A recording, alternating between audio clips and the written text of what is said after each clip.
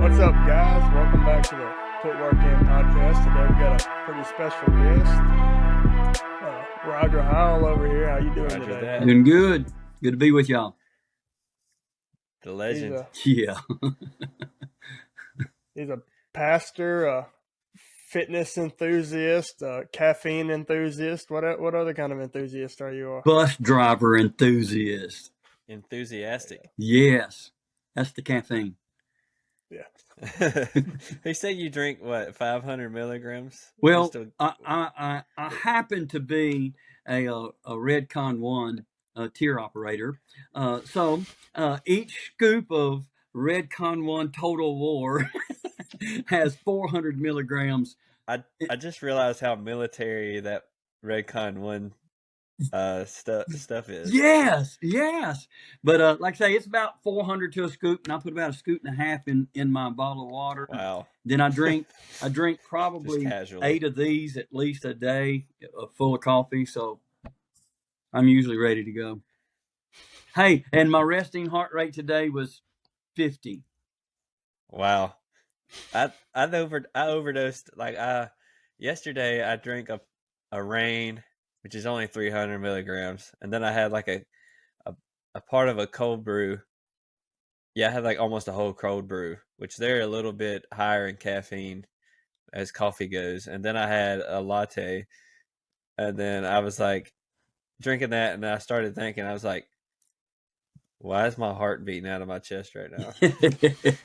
And then I realized I did just run through the rain, and like lightning was striking.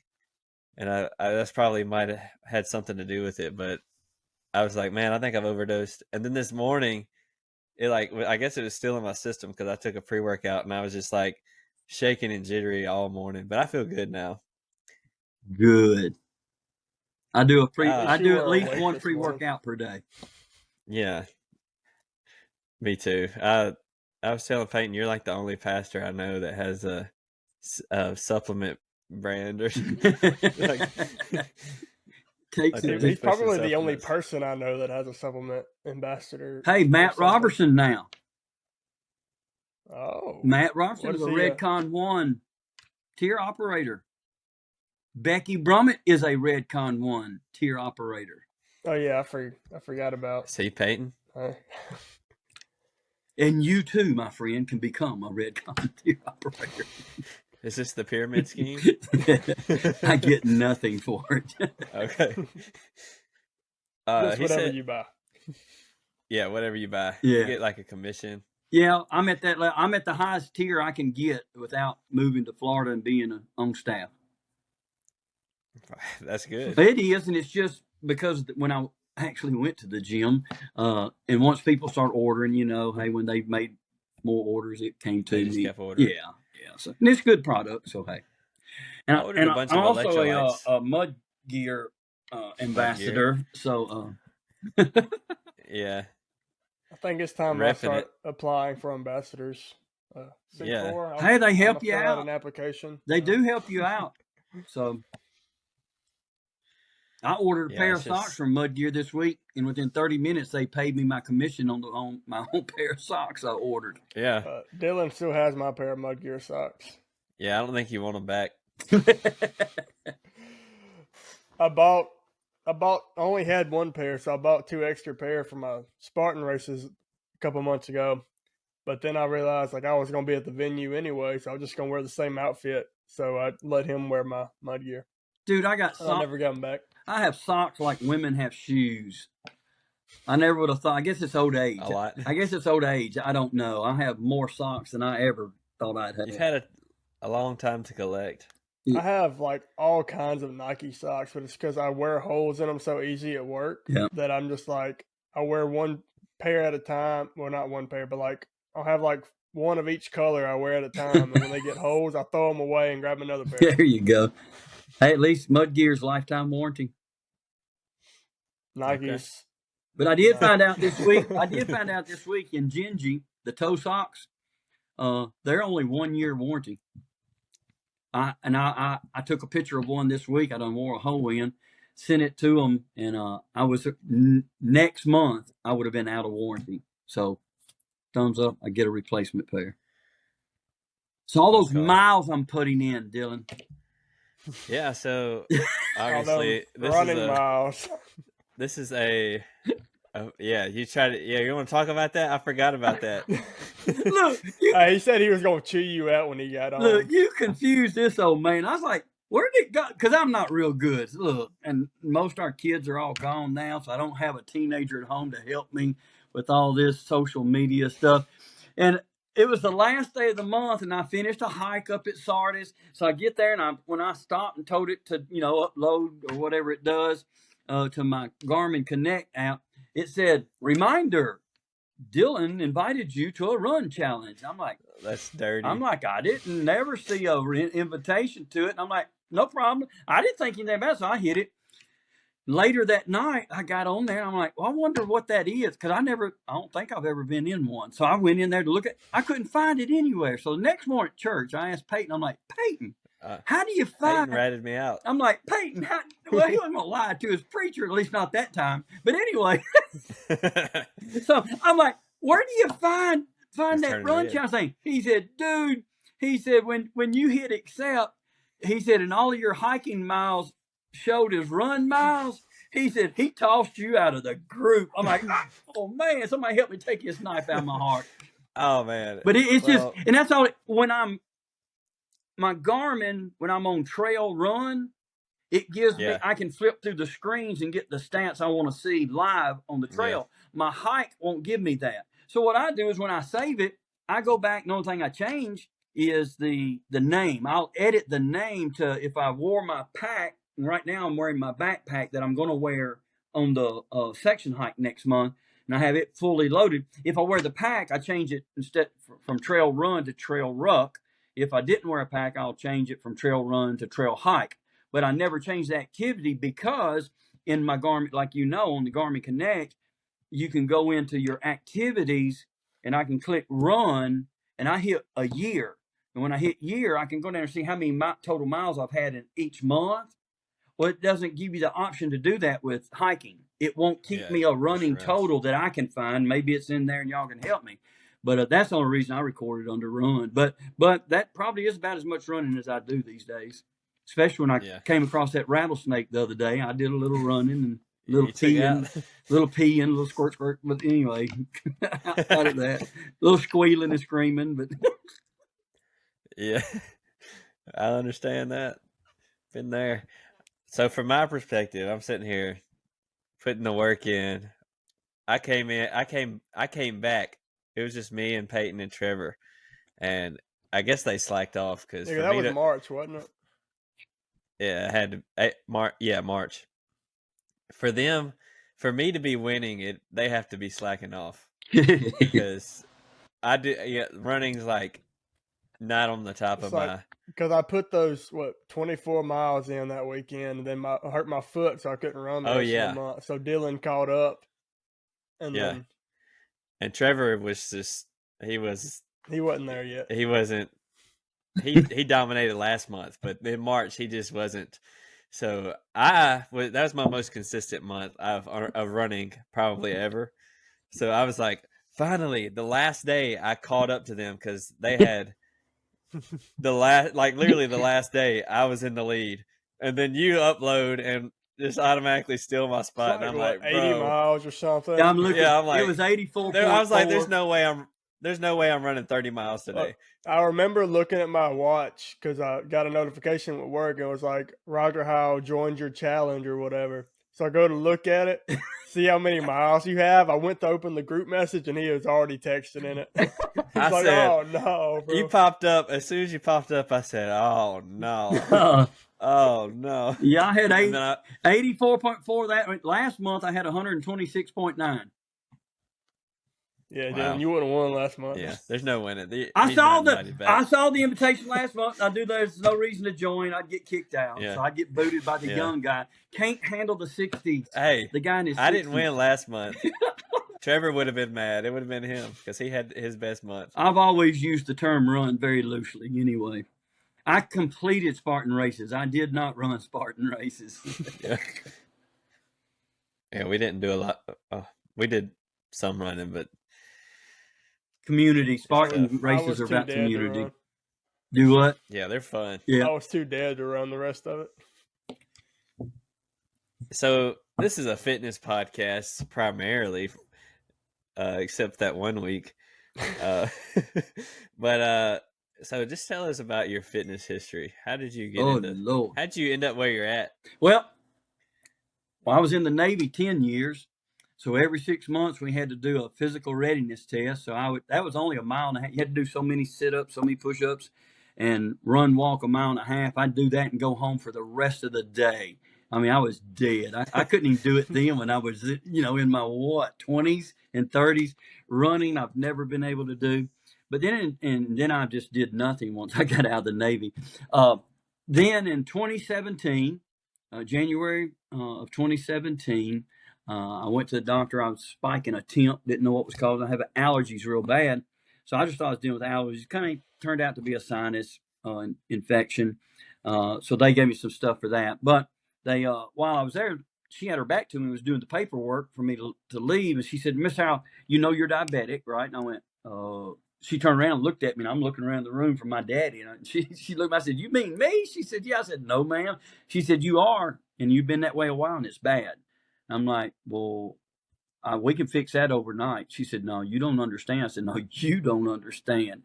And my A1C, I'd never even heard of that, but my A1C, she said, your A1C is 10.9.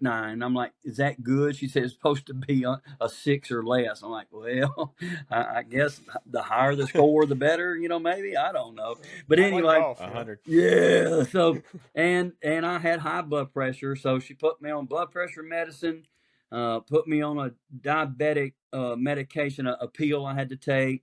So I came home I'm OCD. I'm actually CDO. I'm so OCD, I put it in alphabetical order. So I came home and Wow. I was ignorant to everything, primarily still am. But I'm like, okay. Because I told her, said, I'm a sugarholic. At that point in time, I was driving a bus route in Batesville. Every afternoon, I would pick up students, the sports people, baseball players and whatever they were, from Pope and bring them to Batesville and put them out at the appropriate school. And I would go to Mr. Jiffy by the railroad track across from the high school. And every day I'd spend $8 to $10 every day. At 2:30 in the afternoon, I'd spend $8 to $10 on Dr. Peppers and candy. And I would consume every bit of that between 2:30 and when I got home on that bus. And that was an everyday thing. I would eat just dry cereal at night. Well, that day I told her, I said, we can cure this overnight. She said, "No, we can't." I said, "Doc, let me tell you what I ate last night between 9 o'clock and when I went to bed." And I told her, I said, "You know those little Nutty Buddy wafer bars, 2 packs?" She said, "Yeah." I said, "I ate 5 packs of those with a glass of milk last night." Wow. She said, "Mr. Howell," I said, "Oh, I'm not through."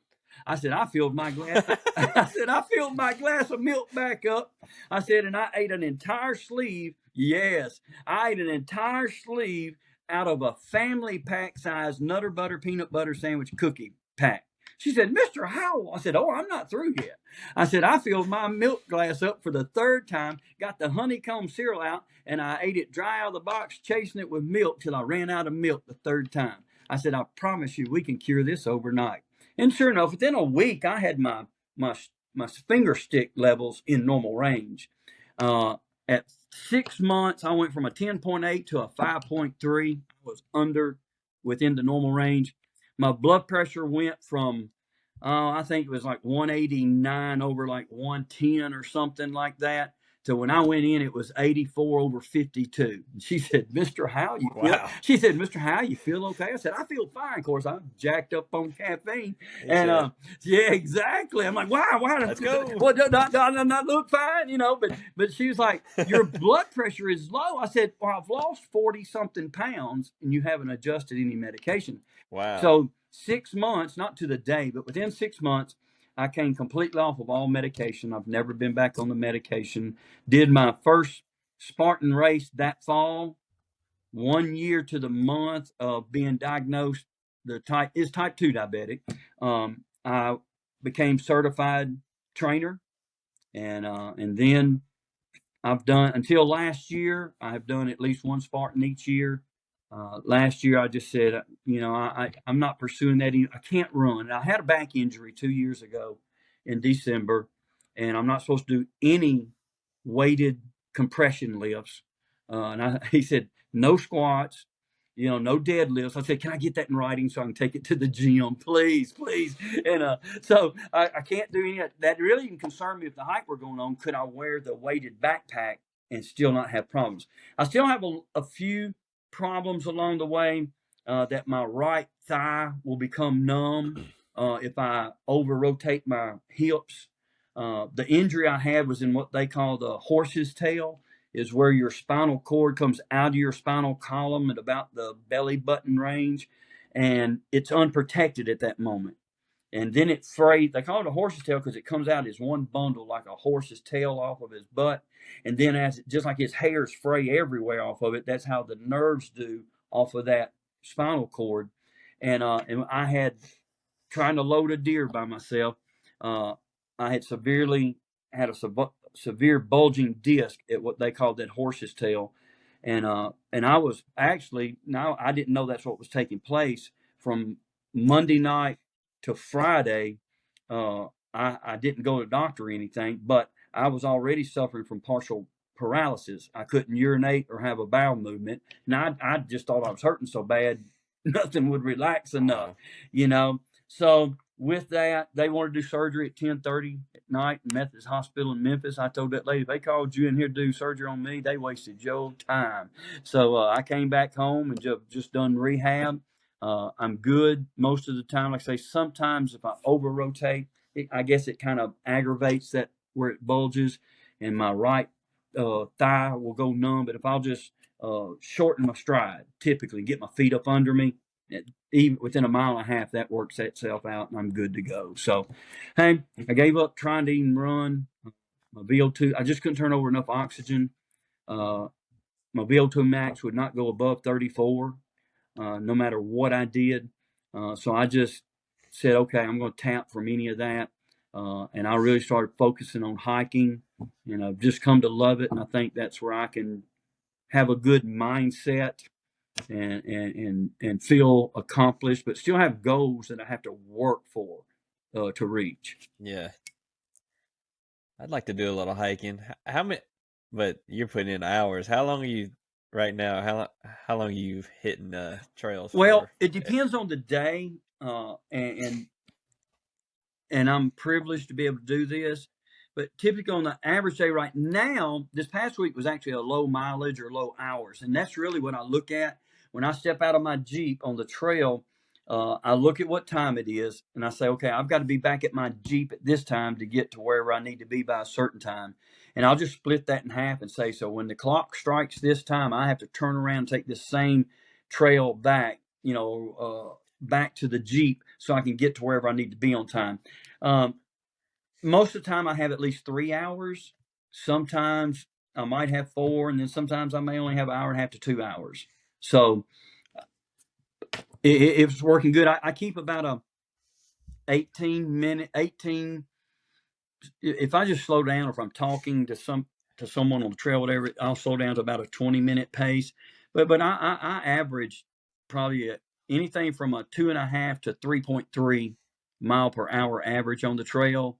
So I can typically get 3 miles in an hour, and that was my 5K time. So when I was doing what I called running, now 51 minutes I think was my fastest official 5K in a race.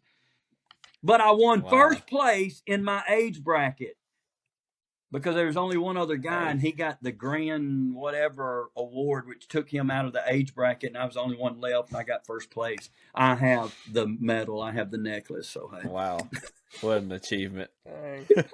I might have to go find like the lowest populated area that has a race. That's it. Win my age group. Hey, it's like my VO2 max. Hope nobody shows up. My VO2 max. I'm do a good hope. My Garmin has told me my VO2 max was poor.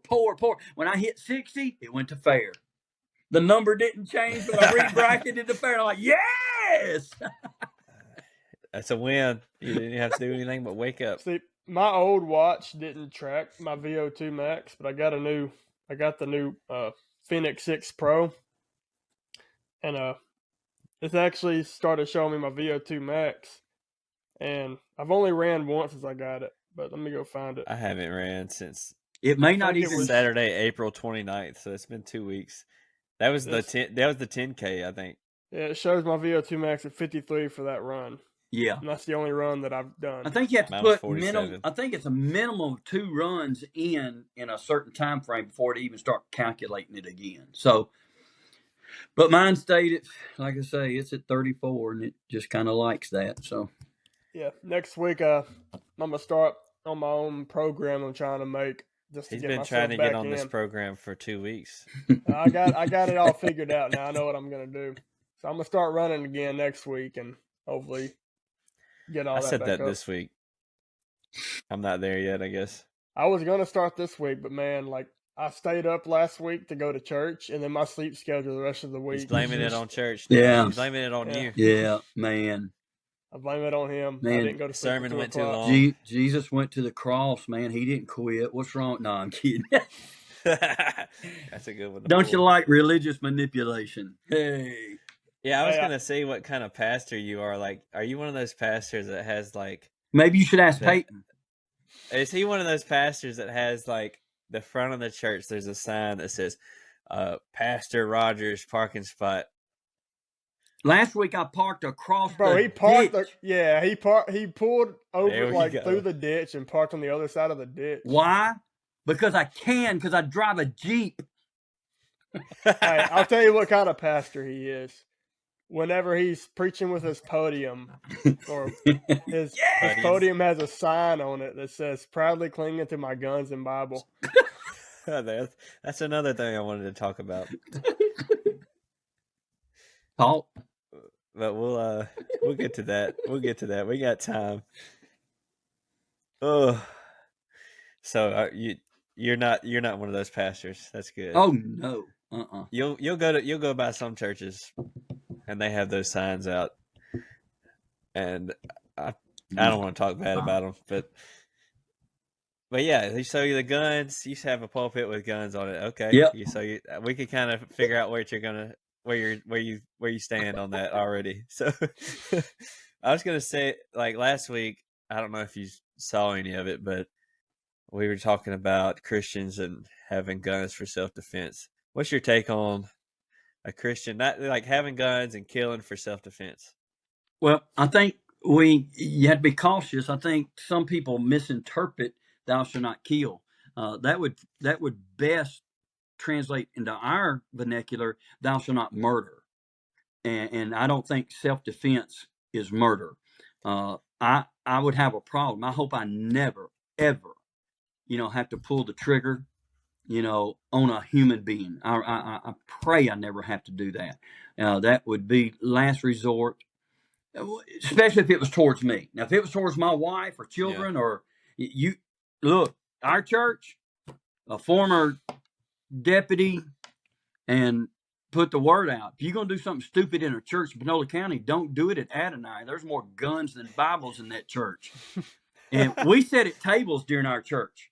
Now, I went over this with somebody this week. They're fairly new to our church. And I said, if somebody walks, we have 5 entrances into our worship area. I said, if someone walks through one of those doors with a weapon in hand, your only job is to get below tabletop. You said at round tables at our church during worship.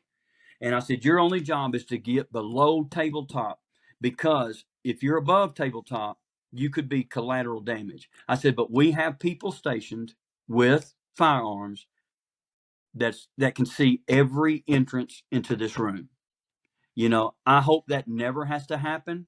But I'm a shepherd, and shepherd protects sheep. And when wolves show up and try to injure, maim, or kill sheep, shepherds typically take the wolf out.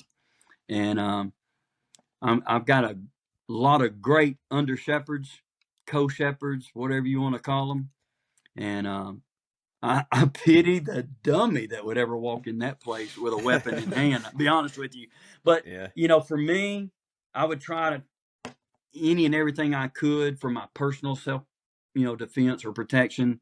But if it's my wife, children or others, I probably would come to it quicker on their behalf than my own, but hey, if it was daylight, I could look straight out this window and I could see a full half size rubber dummy in the backyard that we use. I used to lead a small group, and we're bringing those back online in our church. Mine was called Chaos.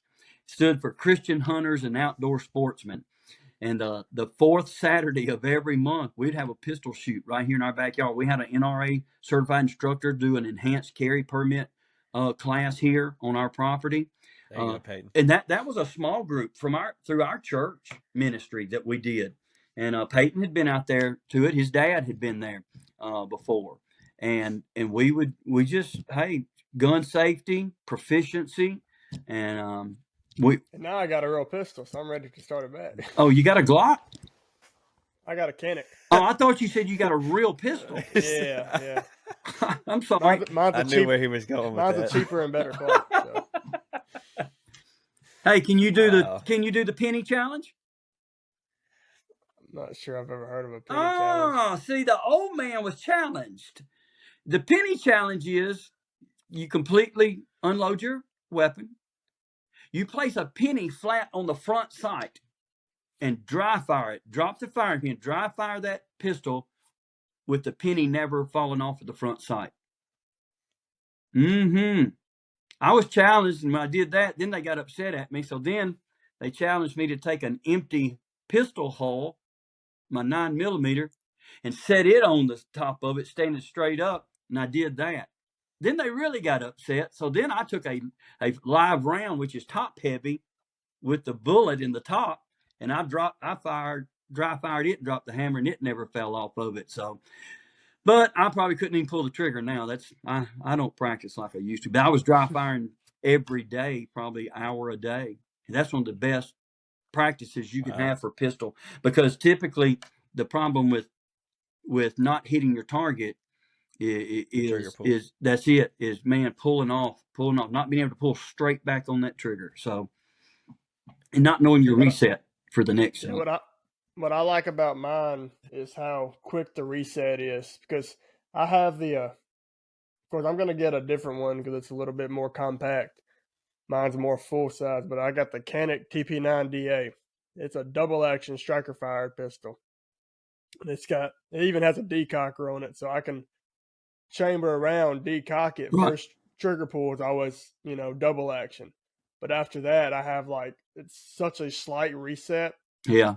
That of course I need to go train with it some more. I need to go buy some targets to be more proficient, but it's such a nice feeling handgun. And have the highest capacity mag you can. That's all I can say. My brother got a Glock 19. So for Christmas, I got him one of the big stick mags. It's 33 round mag. Yes. I told him to carry with that. Wow. If you run out with that, you can beat it. Hey, if you don't hit them with that, you can pull it out and beat them with it like a baton. Man.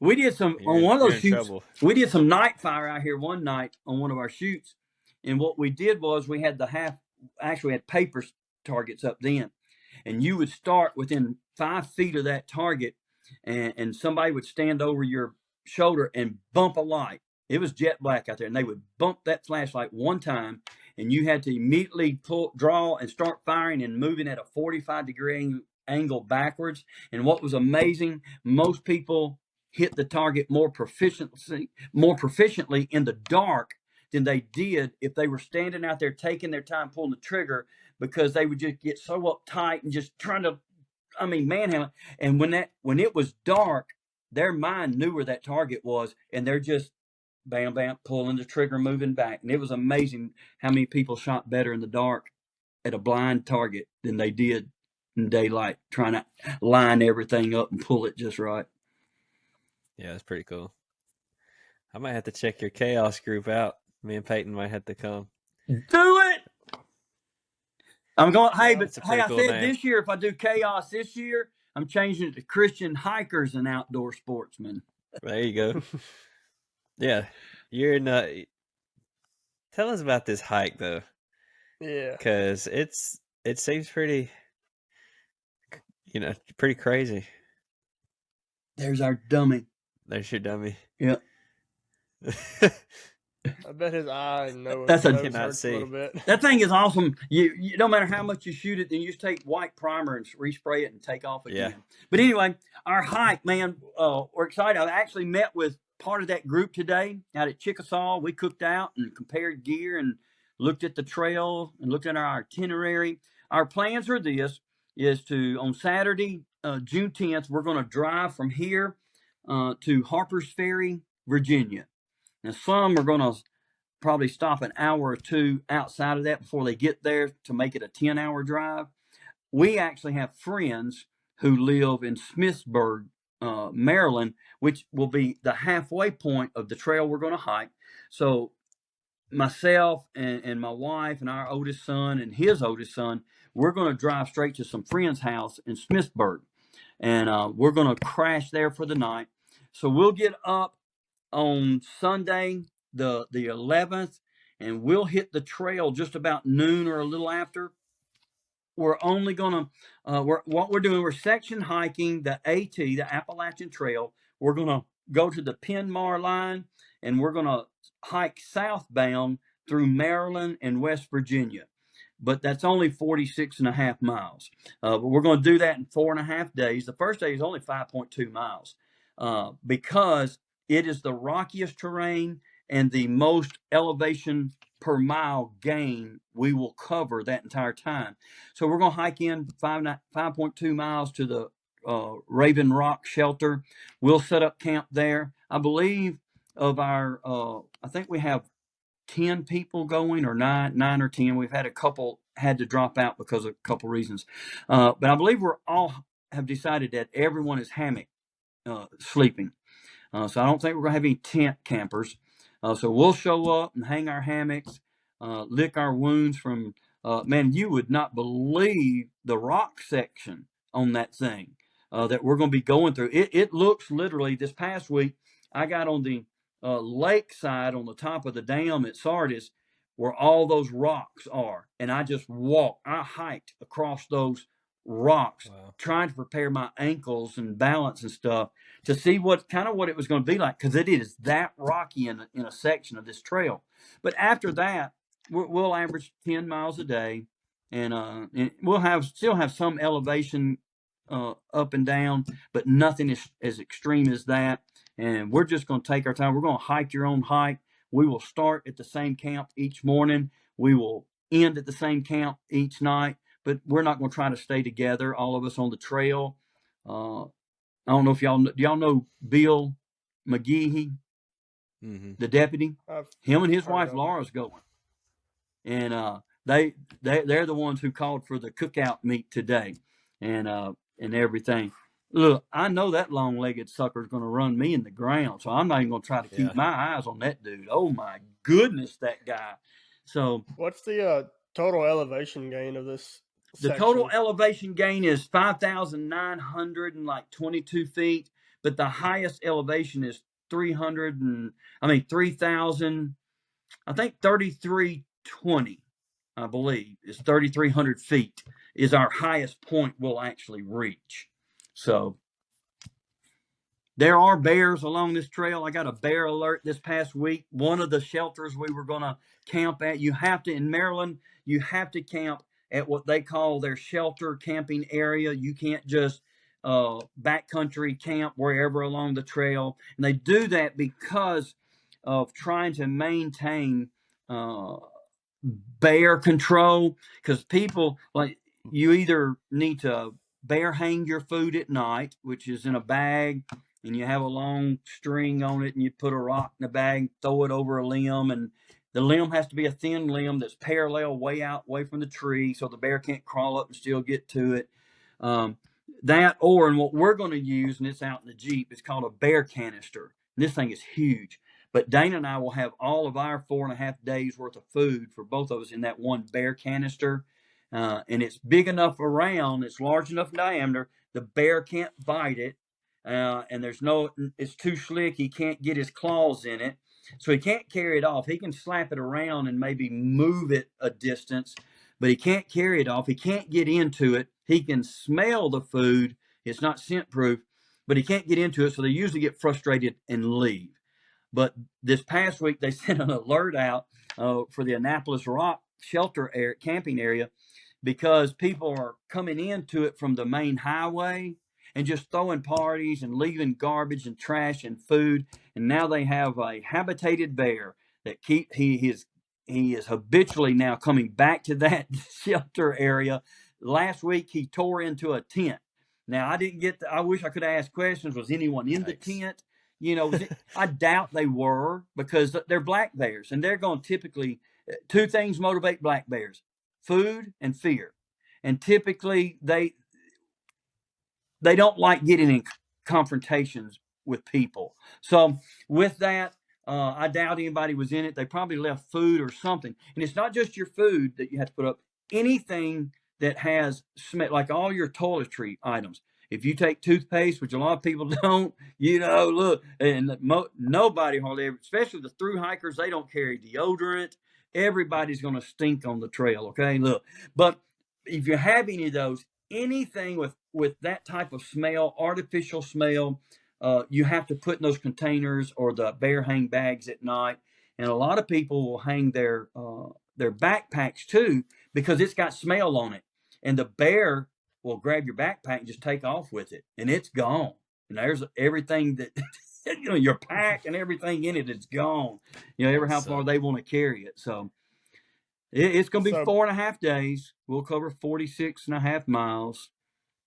What was you going to say, Peyton? So backpacking is something I really want to get back into, because, me and Jordan and that sounds like fun. Jacob did one, a few years back. Yeah.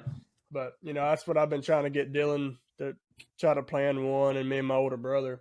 But that's something I really want to get back into. And I'm wondering, what kind of fuel are you bringing? You just bringing some snack bars, granola bars and stuff, peanuts, trail mix, stuff like that for your food? Yeah, we'll have to carry all of our food for 4.5 days, except one evening meal. We'll cross a highway, and there's a actually high-dollar restaurant when you cross that highway. And if you go 0.2 miles down, there's showers on the trail. And as long as you're not stinking and filthy dirty, they don't care if you're in the hiker clothes, but you take a shower and come back up. So we're all going to eat at the Old South Inn that on our third day that evening. Outside of that, we'll have to carry all of our food. So our breakfast meals at this time, what we're planning is oatmeal. We're going to carry the dry packs of oatmeal. We have a jet boil stash. It weighs like 4.5 with the cook pot, the burner, everything. It's like 4.5 ounces. So we'll just heat water up each morning. We'll do the oatmeal. For lunch, we'll either have 5 ounces of tuna or chicken from the packs you can buy that are sealed.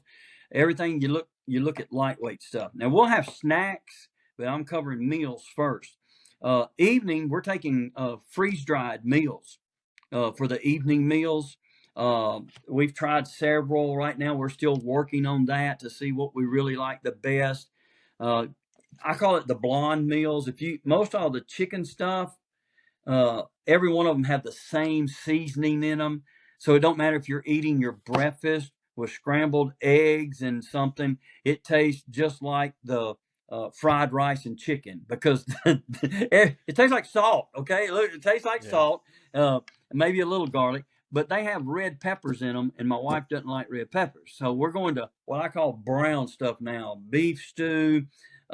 We ate some beef stroganoff the other night, and it was awesome. It was good. So we're kind of looking at some of the other meals that we'll use on the trail. I'll probably carry peanut M&Ms in my side pouch. I'm carrying payday snack size paydays in my side pouch.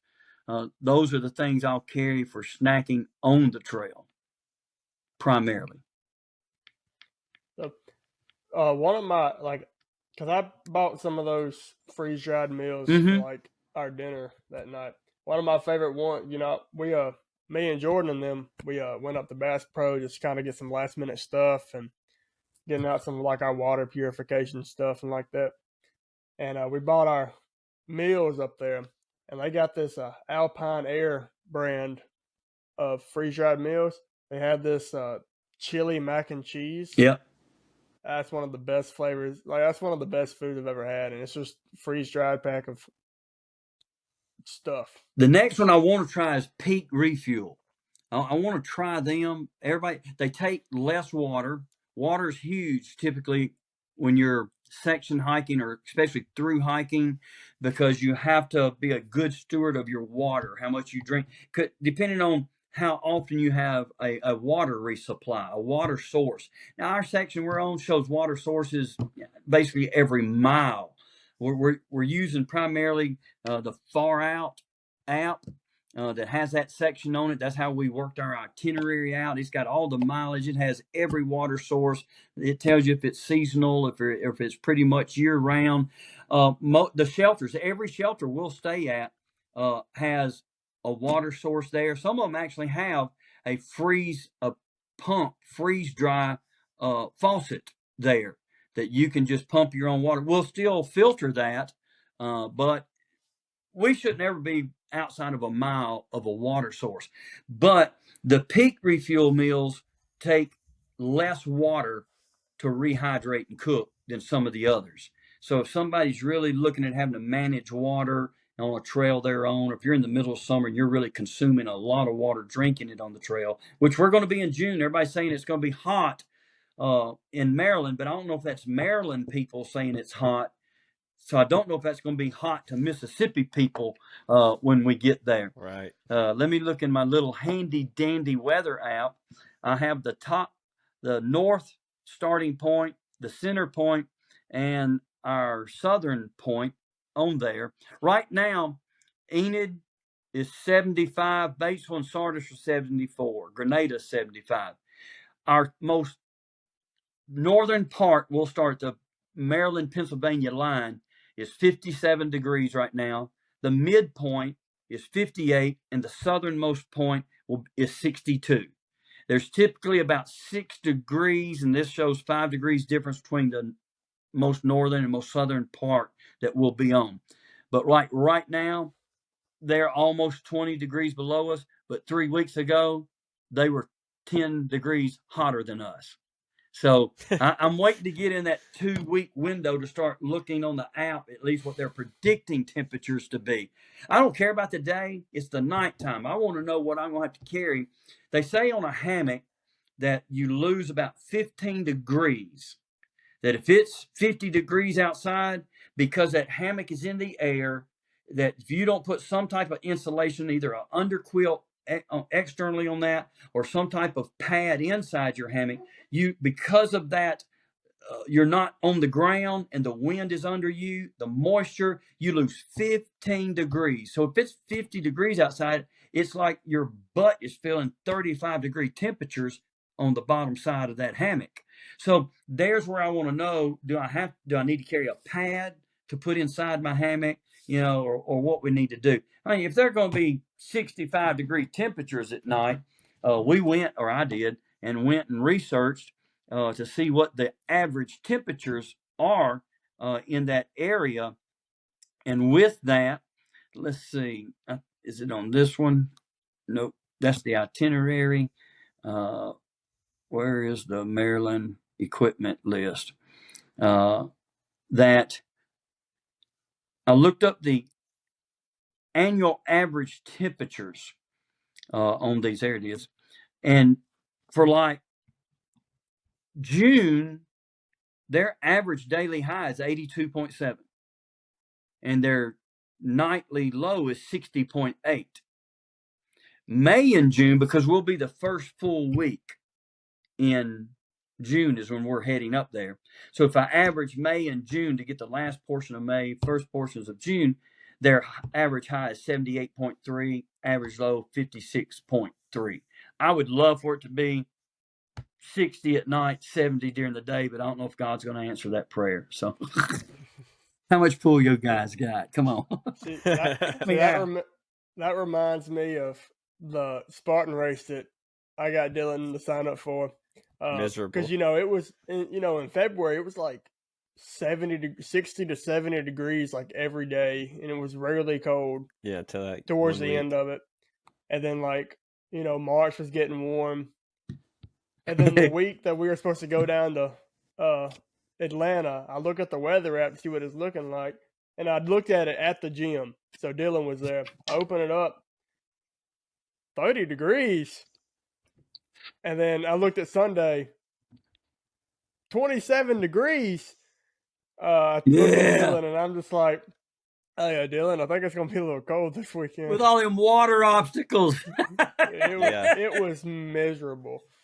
But it was terrible. Dang, I had a question I was going to ask.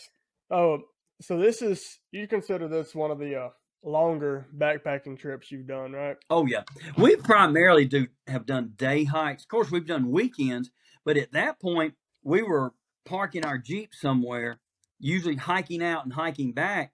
And our camping up until here recently has been in the back of our Jeep. She's got a 4-door Jeep, and we've got a self-inflating full-size mattress that we blow up, and we got mosquito nets for the windows, and we roll them down, put those nets over, get the draft of the air. She's got a battery-operated fan she puts on the roll bars, and man, we sleep in the Jeep. It's sweet. We do, man. We keep all the camping stuff in a foot locker. All we do is, if we don't go camping and hiking, put some clothing in a backpack, just a drawstring bag, and get our food. And when we get to where we're going to park that Jeep, find somewhere pretty level, park it, pull that foot locker out, slide it under the Jeep, and we're ready to go. But man, I'll tell you, I don't think there's anything more comfortable to sleep in so far than a hammock. That dude is sweet. Yeah, I forgot which hammock I have, but I think I have like an Ozark Trail one that I use. I think I'm gonna get one of those Enus or Enos, whatever it is. My brother said he really likes it, and I think he said for his he had to buy and separately had to buy a mosquito net for it. Right. Mine actually came with a mosquito net, but that's pretty. That's like a priority. Dana and I are using the Hennessy hammocks. Mine's an Expedition XL, and hers is what they call a backpacker. And it's just mine's a little longer and will hold a little more weight than hers. But ours are what they call the zip. So it has a built-in mosquito net that you just unzip. You can get their classic, which still will unzip if you want it to. But their classic has a Velcro bottom, is how you get in the actual hammock. And then when you get in it Velcros right back. They say they work good. But we've got the classic zip, and we enjoy that. We upgraded to their larger tarp. See, these hammocks are what they call asymmetrical. So instead of just being a banana-shaped hammock, from tree to tree, then if I'm sitting in it like I am now, away from me on the right side, there is a diamond point in that hammock, and off of my left shoulder is a diamond point of fabric going that way. And that hammock, actually, they even have tie-out hooks on those diamond points. So when you set that hammock up, then you actually stake them to those little 2 points to the ground. And when you get in that hammock, instead of laying this way, you turn and you lay diagonal. When you do, you're flat in that hammock. There's no bananaing to it, and you just lay flat across it. You can side sleep. You can do anything you want to in it that way. So, my only question is, I need a pad for some moisture protection. I know I talk too much, but look, do I need a pad for moisture protection? But I'm telling you, it's an ultralight setup. My backpack is a Gossamer Gear Mariposa 60. It's an ultralight. Both of those weigh like 2 pounds each. My backpack weighs 2-point-something pounds. My whole hammock with the mosquito net and with its original rain fly was 2 point something pounds. I upgraded to a hex extra large tarp to just get a lot more coverage, and so that upped it a pound or something. But well, I think we're going to be in good shape on poundage of our backpacks, because if you're ultralight, you got to be 10 pounds or under, or basically under 10 pounds. So I'm not going to hit that, but I'm in the 13 to 15 pound range, and that's really super light for most people to hike. Yeah, that sounds light. I mean, over time, it'll feel heavy, but that's why I'm doing those long mileage days. Yeah, and you do the rucks and train them that way. So, well, see, there was a big difference too. I've been using, in the beginning, before I bought this backpack, I'd been using my ruck pack, and I did 30 and 40 pound rucks on the trail trying to prep for this thing. Well, they're only shoulder straps. Well, once I bought this backpack and they fitted me and showed us how to properly use them, well, that hip strap, when you do that, game changer. Oh man, it shifts about 80% of the weight of that backpack to your hips, and your legs are stronger, and you're only carrying about 20% of the weight, if that, on your shoulders. And it shifted everything. And honestly, if you get it, it's important of where the weight of each thing inside that backpack, so it's not trying to pull off of you backwards and everything. You get that weight and everything settled and in a good stack in it. I'm going to tell you, with that backpack I've got, it don't even feel hardly like it's there. The only thing I know it's there is when I start sweating with it against my back, and I'll reach down and flip them shoulder straps out, and I'll let that dude hang off the back because my hip straps are still holding it. Let the air flow through for a few minutes, and I'll cinch back down, keep going. Yeah, I think I have the Teton Sports Explorer. I think it's a 50 or 60 liter backpack. Yep. And because I think it's a little on the heavier side, but it wasn't that bad. Dana lucked out. We stopped at REI in Fort Worth coming back from visiting our oldest son and his family in Midland, Texas. And we stopped by, and they had a last year's model of their Flash 55 women's in a small, exactly what she needed. And we got that dude on clearance, cheap, membership discount and everything else. So she got into hers, I mean, basically for barely $100. And this thing is, her backpack is sweet. Let me tell you, it really is.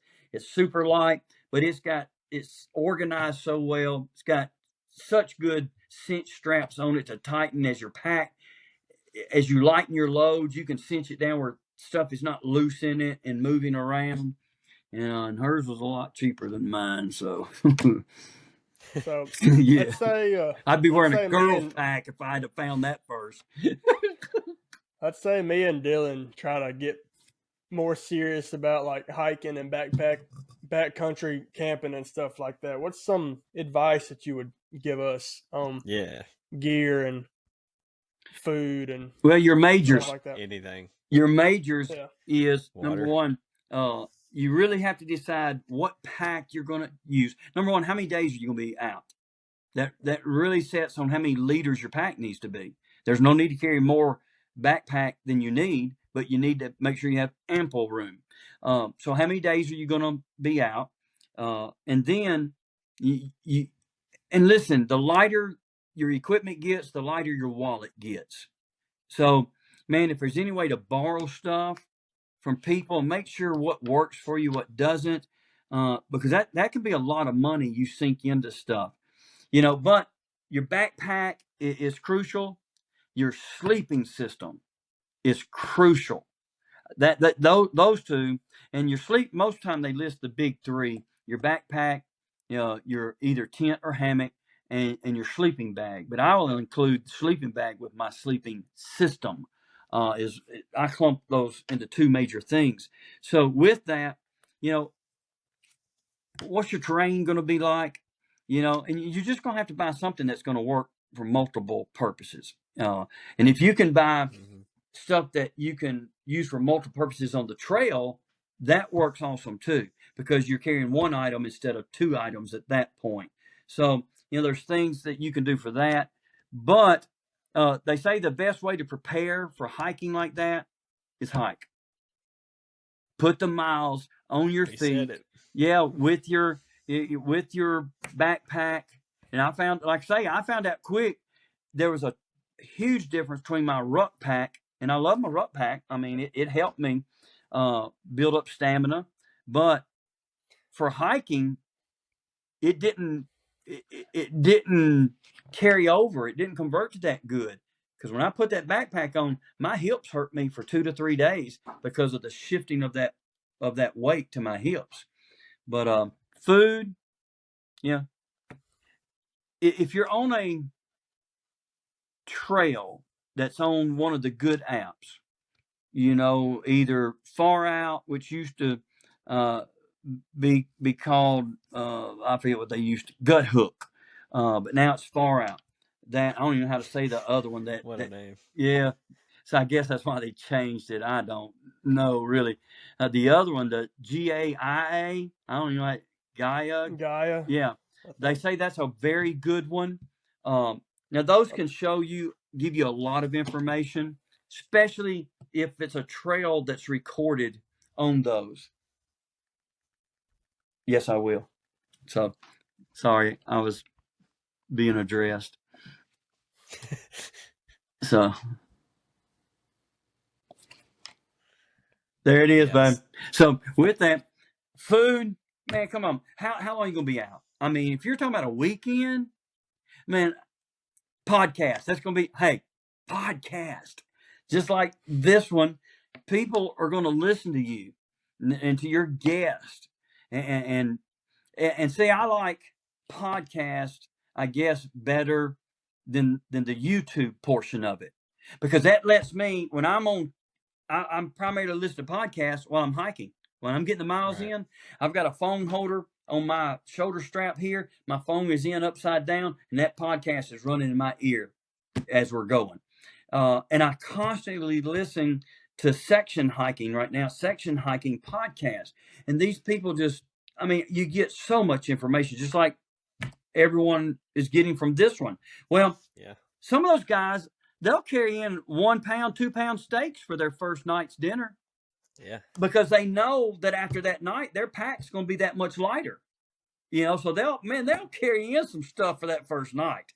But then you go back to reality, typically, for the other, because you're not going to be able to refrigerate it. You're not going to keep it at a proper temperature and everything. But it's just like it's like your equipment. Your nutrition is going to be it's like your equipment. The freeze dried, like y'all tried, you got to pay more money to eat those. Or then you've got to start when we first. I could read you. Here's my list. When I first started working on it, Kodiak oatmeal, 2 packs per morning. That was 380 calories. No, 380 grams is what that weighed. 500 calories. Jif peanut butter. Yes. I would need 3 servings of that, which would weigh 570 grams per time, and that was 1,134 calories. Tortillas, 3 of those is 270 grams, 480 calories. Spam, yes, Spam. Those little singles. I haven't had Spam in so long. Look, and here's a big thing. Never. Repackage everything you can. Repackage most all of your food. Get single serving Ziploc bags and take them out of that factory stuff that's just bulk and waste. Because another thing on the trail is leave no trace. You've got to consume it. You got to bring it back out with you.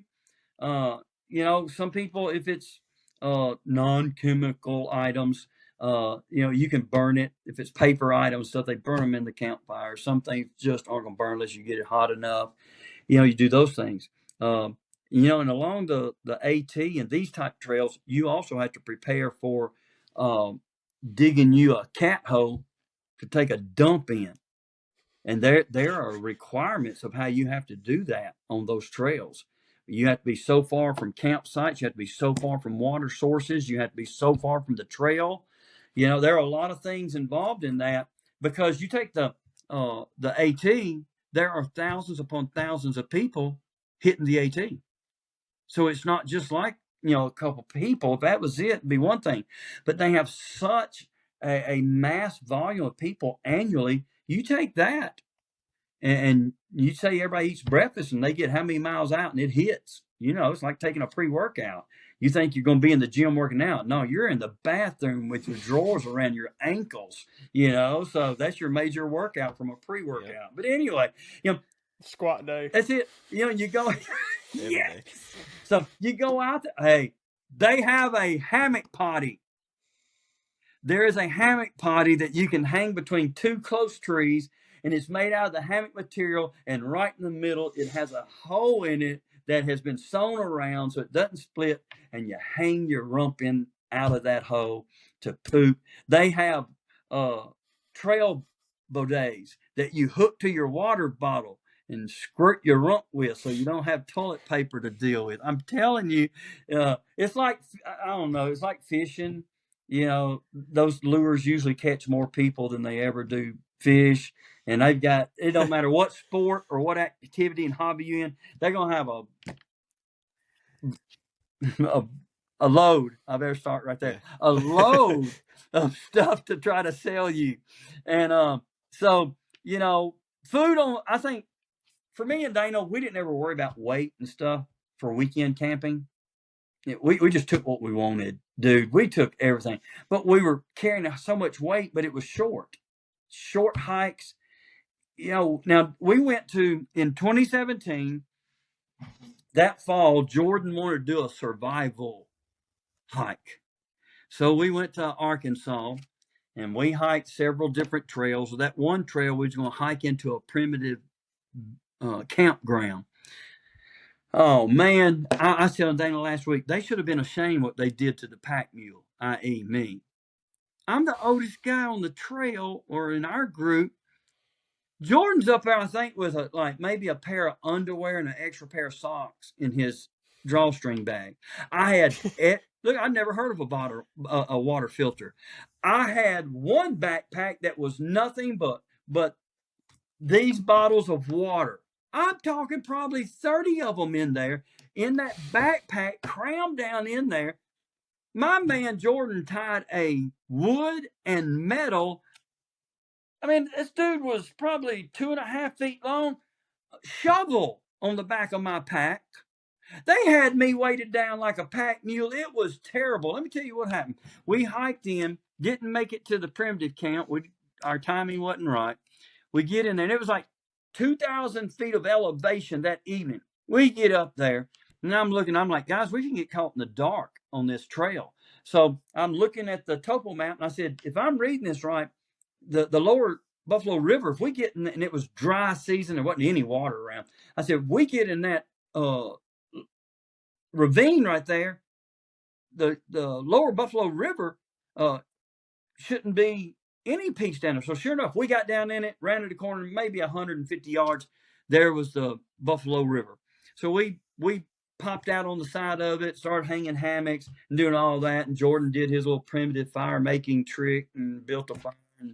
And we all slept. They slept. I was scared to death. There was going to be a bear come and eat us, and I didn't want to be a Twinkie inside that hammock. So yeah, this is going to be totally.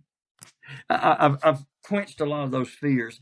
But I literally hardly slept. I laid in that hammock with my 10mm Glock laid on my chest all night long.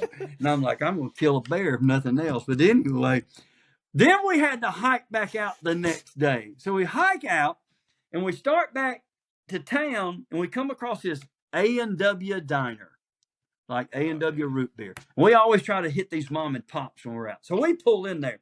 Let me tell you, when I got out of that Jeep to try to walk to the building, I was hurting so bad, I had to keep my legs stiff-legged or my knees were going to buckle and I was hitting the ground. I was hurting so I couldn't hardly walk. We get up in there, get us a booth and sit down. The waitress come over and she says, what do y'all want to drink? And we told her we want to drink. And then she said, well, what are y'all doing? Where are y'all from? We told her. She said, what are y'all doing here? I said, well, we've been hiking and camping. I said, I'm using it to prepare for a Spartan race next month. She said, you need to get in shape. Instead of me tipping her, that was her tip for me, I guess. I mean, because it was bad. It was pathetic bad. But I know I'm rambling, but anyway, well, if you're going on a short weekend, back to point, squirrel. But back to this is why my sermons are so long. Must have been a big squirrel. This is why my sermons are so long. But anyway, 4-week-long sermon. Yeah. So what we did, if it's a weekend hike, Friday, Saturday, and Sunday, come out Sunday night. I don't think you have to be quite as concerned with as much weight. You can be a little more luxurious with your nutrition of what you really like, because you're going to consume a lot. If it's heavy, then you're going to consume a lot of it, of your weight at each meal. So you'll get lighter and lighter as your pack goes on, as your hike goes on. But I would really say spend your money on your backpack and your sleeping system. Those are going to be two major things. And then, or like I say, borrow one. Hey, if y'all going sometime, we're not going. If my pack will fit you right, use it. If you want to use the hammock, and try it. The hammocks we have, you either hate them or love them. And we love ours. So, but there's no options. There's just differences. There's not right or wrong. Are you gonna be using any kind of trekking poles? Is that something you'd recommend? Well, I don't know if I recommend them or not. I've never used them, but I'm going to use them. I ordered me a pair off of Amazon. I called a guy, Dirkson's Gear, Dan Dirkson, and you're talking about, here's one of the top companies of super ultra lightweight equipment. And one of the podcasts I watch, or actually she's doing live YouTubes now, and then the podcast come after it, Jester Section Hiking. So I've been watching, she just started her live YouTube, and I've been in those. So on one of them, she showed her trekking pose, and she mentioned him. So the next day I emailed that company. Well, the man himself wrote me back, and he said, no, he said that we don't make trekking poles. He said, I don't know exactly the connection on hers and everything, but but he told me that he thinks hers was because they had the PCT graphics on it, and everything. And so I asked him, what would you recommend? And he told me, and so I went with a different kind. And but the ones I ordered mine through the great company of Amazon, and they were delivered this week, and they're, I don't know if you say Fizan or Fizan, Fizan, but what I found out after they even got here, they are the world's lightest 3-piece trekking poles. They weigh 5.6 ounces. And wow. Yeah, that's unreal. They were it just sounds like it would snap in half if you just got a little unbalanced. Don't even remember you have them in your hands. See, that's me. That, like I said, I've never really used trekking poles. I carried Dana's. She has one in the Jeep, and I carried it one day just to kind of see what it does. I didn't. But I'm on a trail that's flat. Flat. Tricks. Yeah, baby. There's like one hill on it. Yeah, that's it. So with that, but with these, I have neuropathy in my feet because I was diabetic so long before it was identified. I have a lot of nerve damage in my feet. So balancing is a huge issue for me. Like in the shower, when I go to rinse my hair, I have to have a 3-point. You have to use a 3-point system in the shower, or I'll fall down. I have to both feet, and then either touch with my elbow or my knee the wall, because my feet are so numb, I don't know where I am. So I'm thinking on some of these trails that could be kind of hazardous, especially if you're. I told them today at our meeting, if there's a log crossing where you have to cross this creek on a log, I said, I don't want to embarrass myself and have to sit down and do the butt scoot. I said, so I'm hoping these trekking posts will help me, that I can get them down to the creek enough that they'll help me, traverse like the logs. Or I've seen some of they'll have a bridge that's only this wide that they call that a bridge, and it's just a creek crossing, Piece of wood. And I'm just scared with my 2x4. Yeah, I mean, really, look about 4 inches wide. It may be bigger in person, but I'm a lot bigger in person than I look on here. So maybe it's the same effect. Me too. I don't know. Peyton's actually smaller in person. Yeah. He, man, like y'all said, everybody thought he was on steroids a while, but anyway, he's the only guy I've ever seen. I mean, everything he eats, everything he does turns to muscle. I mean, I've never seen anything like it. I mean, but his brother's the same way. I was like, look at these guys. How do they do that? I can eat something to work out, and my belly and my butt gets bigger. God, that's the only thing that grows on me. That's what I'm shooting for.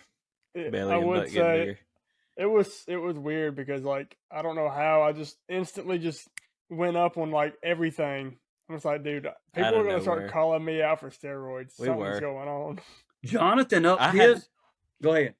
I had to ask him. I was like, bro,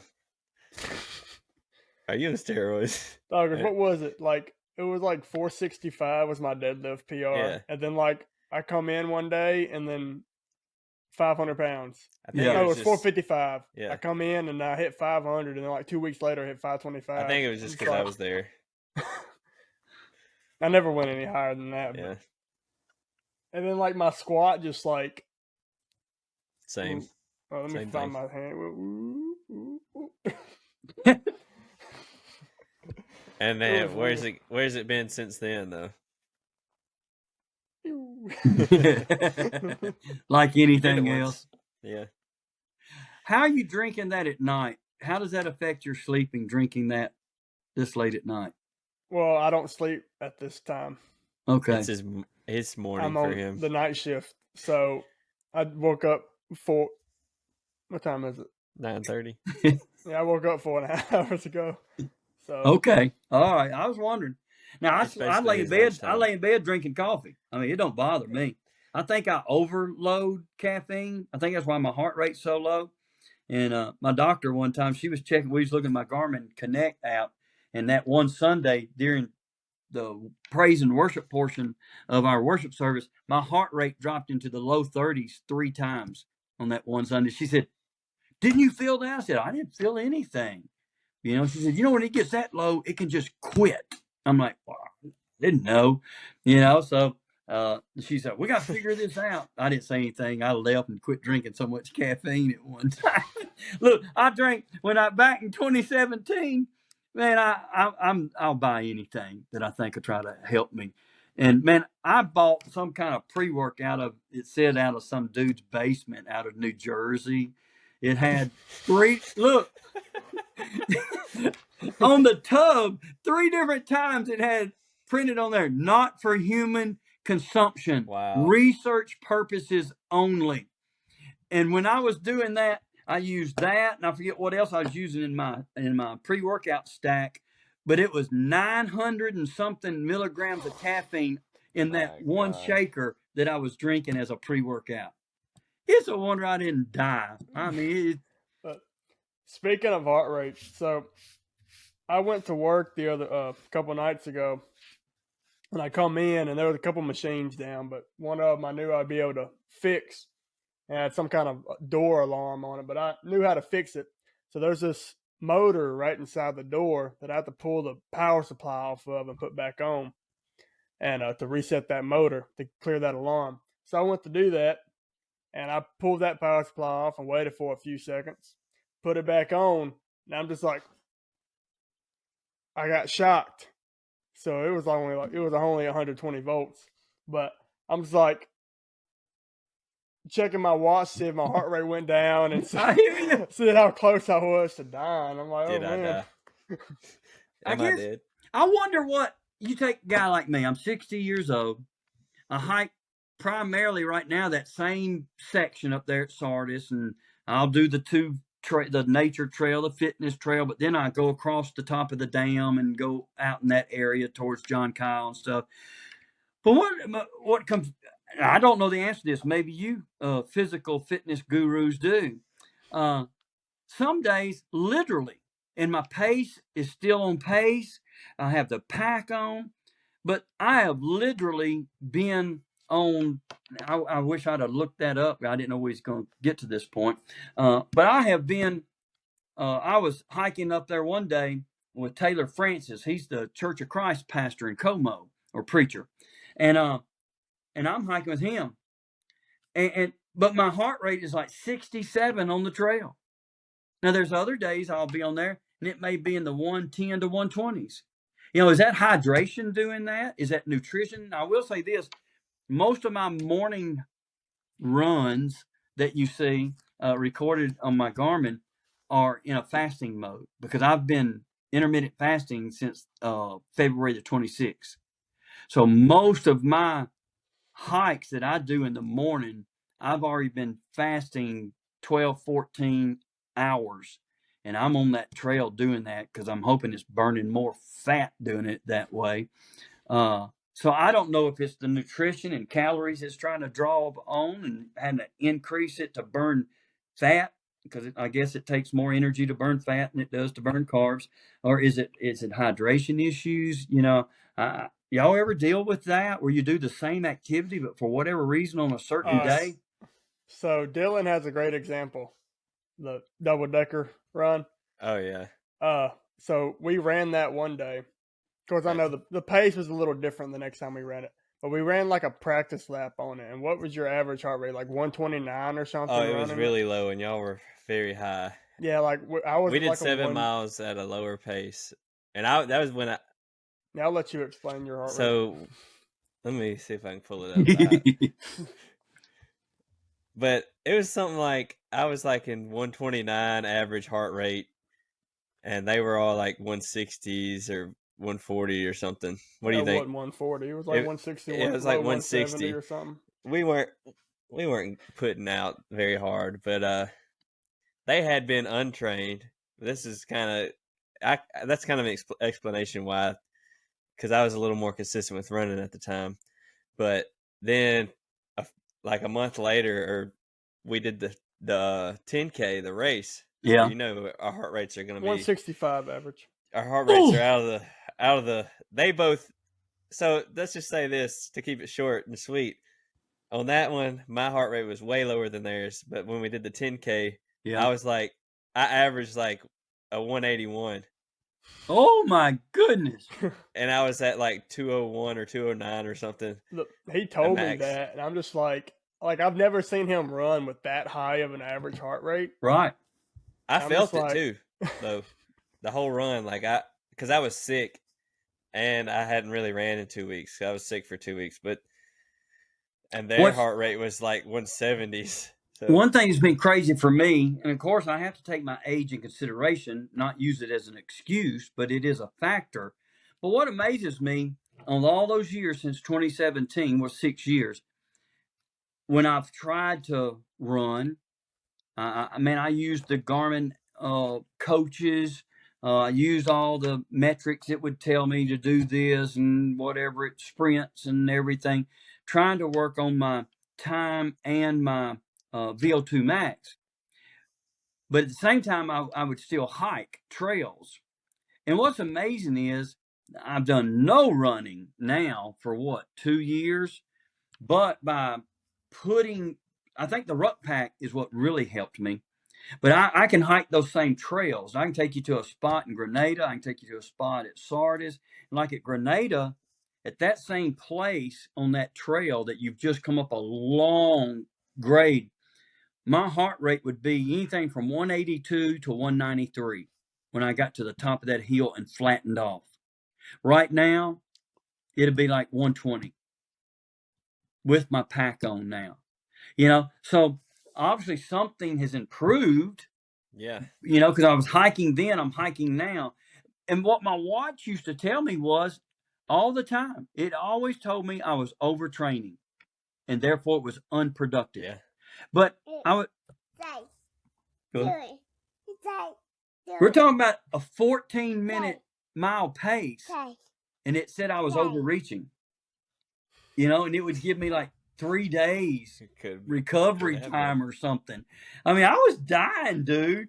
So that's one of the reasons I just had to quit even trying. I couldn't jog. I could fast walk at a 14 something pace, and then I could break into just a jog mode and keep the same pace. And within 500 yards, I was dead. I couldn't breathe. Yeah. I know something like around the heart rate thing I've noticed is like, because like I've only had since I've started running more, I've had 3 good months this year. Like January, I ran almost 51 miles. And then March and April, I was right around the 36, 37 mile range. February, I was sick all month. But what I've noticed is like the more time I have in between runs, so like in March, I ran those Spartan races. Of course, I was like feeling good, relative to the actual running. But I didn't run again after those until like the very beginning of April because of my foot injury. Right. So like, I went from averaging like these low 150s, maybe 155 or so on my runs to up to 165, 170 doing these because I do like a 4-mile loop typically at the gym, or a 5K loop or something.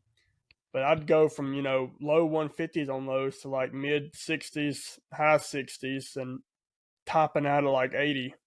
So that's something I've noticed anyway. Like if you're not consistent enough, your heart and lungs will detrain a lot faster than your body. But because like I'll always complain in me and Dylan's group chat. I'm just like, I feel like great running this thing. Like there's absolutely almost no fatigue in my legs, but like I look at my watch and I'm like, how am I at a 170 when I'm like, I have a good breathing rhythm.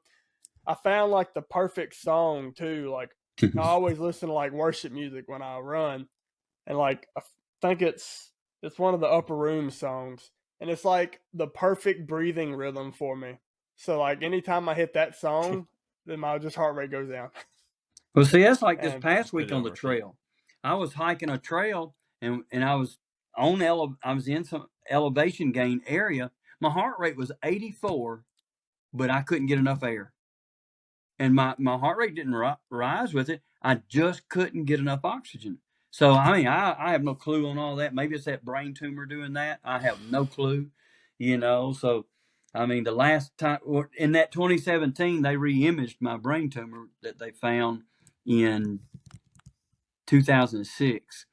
And it had grown from like right up here from 2006 and in 2017, it had grown all the way to the back and pressing on my brainstem and pons, which they told me controls my, here you go, my involuntary breathing and my heart rate. So, maybe I do have some symptoms from that dude that I hadn't wanted to admit I have. I don't know. But, hey, that's even been 6 years ago. Who knows? And maybe it's wrapped around here now. I don't know. But God's taking care of it. That's right. I know. Amen. Y'all probably didn't get anything you wanted out of me. Hey, we usually come into these with like, I don't know how Peyton does, but I'll have like a couple of notes that I just want to hit on, like that I think about like 10 minutes before the podcast. I'll come up with some stuff. Like I'll have a couple questions, but like I think I asked. There's like one more question I have, but I'll wait till we're kind of ending it off. Yeah, if we ended up hitting none of the stuff that I want to talk about, then I'm happy because we have a whole episode, and then that leaves next time I still have those questions. So I always we'll have to do a post-hike episode for sure. We still got to get Jordan back on for his post-fight episode. So. It'd be a pre-fight probably for whenever he does another one.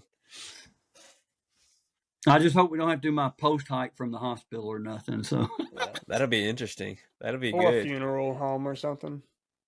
Do what? Or the funeral home. Yeah, that'd be a pretty tough interview right there. You'd finally get a word in. I wonder if they have service on the trail. Is there going to be service on the trail? Oh, yeah. We're hardly ever 2 miles from a major road on the section we're doing. Well, so if somebody needs to tap, we can get them 2 miles out. Middle of the hike. We could do a podcast middle of the hike. Yes. With you have everybody there too if anybody else wants to say anything. They all camp out and they're chilling at the campfire. It's like, hey, just check in, even if it's just like a 5-minute check in. That's something. Another thing you have to prepare for on these hikes is power. Yeah. To be able to recharge phones or even my watch, my Garmin watch. So are you gonna try to use your expedition mode or whatever it is on your watch? Nope. I'm gonna use my normal trail running mode every day, because now this watch, when I fully charge it, supposedly I have 20 days, but like right now I show 45%. But if I put it in trail run mode, I've got 27 hours that I can record in trail run mode. So, wow. Yeah. I mean, I've only got 45% battery. So with that, I think if I hit that trail with a fully charged battery on my Garmin, and it's the solar whatever, but I don't think that really does much. That just got more money from me. But there you go. I try again. But I think I should be able to do basically, I think, the whole hike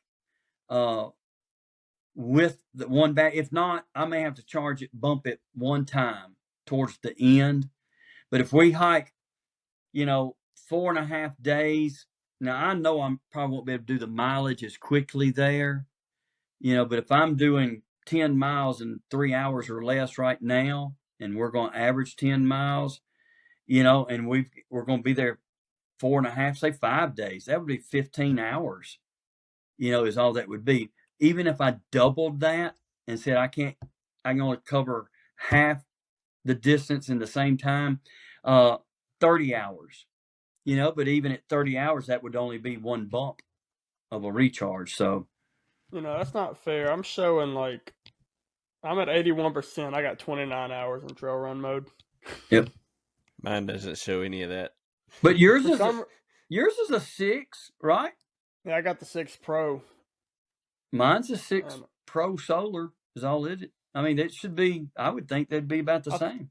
Yeah, I think I have a few things that are taking some battery away. I cut the backlight down and I cut that pulse ox option on, and my battery percentage just went down, so I cut it back off. Oh yeah, no, you don't run that. Yeah, I didn't know what that was, so I wanted to try it. I'm like, oh, my battery went from 10 days to 5 days. That will eat it up. For some reason, even when I go to my strength activity, it gives me it changes my time. I have 58 hours in strength, which I don't know what's on to make it do that, but that's the thing. I'm still learning this thing, so mine measures heart rate. Yeah, that's all mine, heart rate, calories, and time. So I don't know what's different. Strength didn't affect my instinct, so I don't know. I'm sure I have something on somewhere that's Well, I just started an activity. Discard. GPS is off. I'm gonna look on there. Oh, and be like, 1 minute. What? Hey, I just checked 3 different activities. I checked ruck, hike, and trail run, and they all show the same hours for mine. But let me tell you what I did. I'll tell you this, and y'all can cut me off, shoo me out of the room, whatever you need to do. But I was hiking at Sardis one day. I'm deathly scared of snakes. So I'm hiking on the nature trail, and Peyton, these watches have an incident detection on them. Did you know that? I don't think so. Oh, they do. Let me tell you. So I'm on that trail, and I'm walking. I've got my right foot in the air, and I look down, and there's a snake laying across the trail, and I jumped I sprung off the ground with my left foot, but while I'm in the air, I identified this snake as being nothing but a garter snake. But it was long, but it was a garter snake. So when I saw it was that, I must have had good vertical on this jump, because by the time I get back to the ground, I've got my phone on camera mode. And I jump, and I come down and go to the ground all in one motion to take pictures of this snake. And I can feel my phone, my watch vibrating over there. I thought I was getting a text or something. I'm not paying attention to it. So I take a couple pictures, and I'm like, okay. So I look up, and I look at my phone. It said, messages sent. I went, message sent? I wasn't trying to send no message. That dumb watch thought I fell down when I went to the ground that low that quick. And it starts sending out all these emergency texts that Roger needs help. And not only that, it stopped my activity to record the coordinates where I was. I was doing a 10K that day, and I had got into, I forget how many miles, and it stopped my activity. My OCD wouldn't let me just pick up the rest of it. So I had to go on and do a whole 10K again on top of the miles I'd already done because it stopped my activity. Sounds like something Peyton would do. So now I'm calling everybody going, or texting in our family messenger group, I'm okay. I didn't know it was sending those out. I'm fine. I saw a snake and it scared me bad. So my instinct was, it's acted up a couple of times. But like we ran that practice loop on that double decker. And, I was like only a 1/10 of a mile behind Dylan and Trevor. We ran the 10K and then we just added on to 7. But on race day, I started my watch a little late because I forgot, like, for some reason it took forever to get my GPS on that to like connect sometimes. Yep, mine does sometimes. So I didn't get it started to maybe a 1/4 mile into the race, or wasn't even that far. Maybe a fifth at the most. And so at that point, a 1/5 of a mile, 0.2, maybe I'd clock in 6 miles or something. Every mile marker we pass, I'll hear Dylan's watch go off. I look at mine. Yep. 3 miles, but my watch says 2.5. Yep. By the time we finished, he had clocked like 6.1 or something. And so we ran a whole 10K. My watch had 4.97 miles. Yep. I'm just like, next day I ordered a new watch. Yeah. Well, I have my Garmin. This one, it was their best watch for that series. I have literally watched. I talked to Matt Robertson about this, because if I'm under a canopy of trees, my pace will increase. It's been up to 6 minutes pace. That when I came out from under those trees, it would drop 6 minutes pace, and I never changed stride. And I don't like that because because pace is distance and time. So if it's not recording my pace correctly, it's not recording my distance correctly. Yeah. And what I've also noticed, try this with yours sometime, even the one you have, the faster your pace, the shorter distance it will record on my watch. The slower I go, the longer the distance it records for the exact same loop I make on the trail. Yeah, it's like, because what made me really mad was, I knew I started a little late, but I PR'd my 10K. And, I can edit it on Garmin, but you can't edit your mileage on Strava. Nope. So, like, I think you can the paid account. I'm not doing all that. Especially now that I got a new one. But, like, and I remember I saved my activity and stuff and went on Garmin. Originally I had a map. It said like 4.97 miles or something like that. So I'm like, no, I'm not having this. So I edited it to 6.2. I got rid of my map on there that my run was. So it looked like I just logged a random activity. And so I went to Strava to try to edit it so it would count that as my PR. I'm like, oh, you're kidding me. That's what made me just like, I went on Amazon when I got home, bought a new watch and went to sleep. I hear you. But so far I'm liking it. I'm still trying to learn because I don't know why my strength is taking away time off I don't know what it's recording differently. Yeah. And I think I could add a couple extra days to my battery. But so far I like it. I considered getting one of the Coros. Jonathan was telling me about how Gavin May uses the Coros Apex. So I was originally looking at that. But Dylan and Trevor started doing all them monthly challenges and stuff, and then I started getting my Garmin level up. I'm just like, nah, it's too late to swap over now. So I finally hit level 4, so I'm good on that. Oh man, I just found where you can make those points on those things. I didn't know about all of that until I got kicked out of that challenge. And see, it's a blessing. It was. I do all those expeditions, and that's where I'm getting a lot of points from. But I messed up. Never worried about it. Yeah, I messed up because like I found those expeditions like on the drive home from Atlanta. Yeah. So you started an activity while you were driving in a vehicle to gain points? No, like I was checking my challenge and stuff.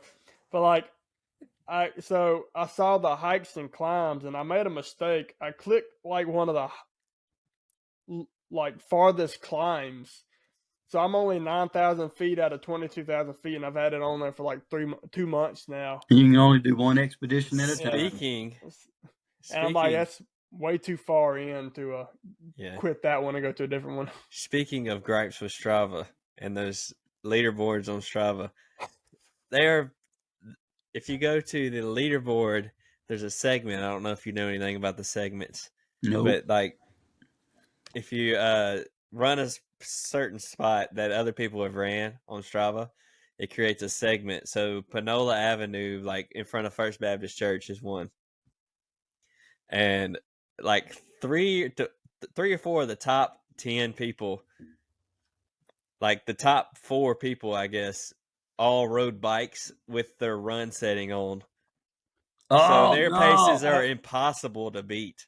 Cliff Olson's one of them. Yeah. And Brandon Cimitaro, I think. I was just like, bro, they're impossible to beat. How do you see the leaderboard? It's, when you do a run and there's a segment. Yeah, if there's a segment in the run, you can click on that segment. And that Kane's on the leaderboard. I'm supposed to be, but I think if you have to have a membership, maybe. Hey, I don't know. Okay. I don't pay for that. I opened up Strava, and Stephen Watley ran down my road today. Hey, I was about to mention that. I feel like I reached an accomplishment this past week. Then he does.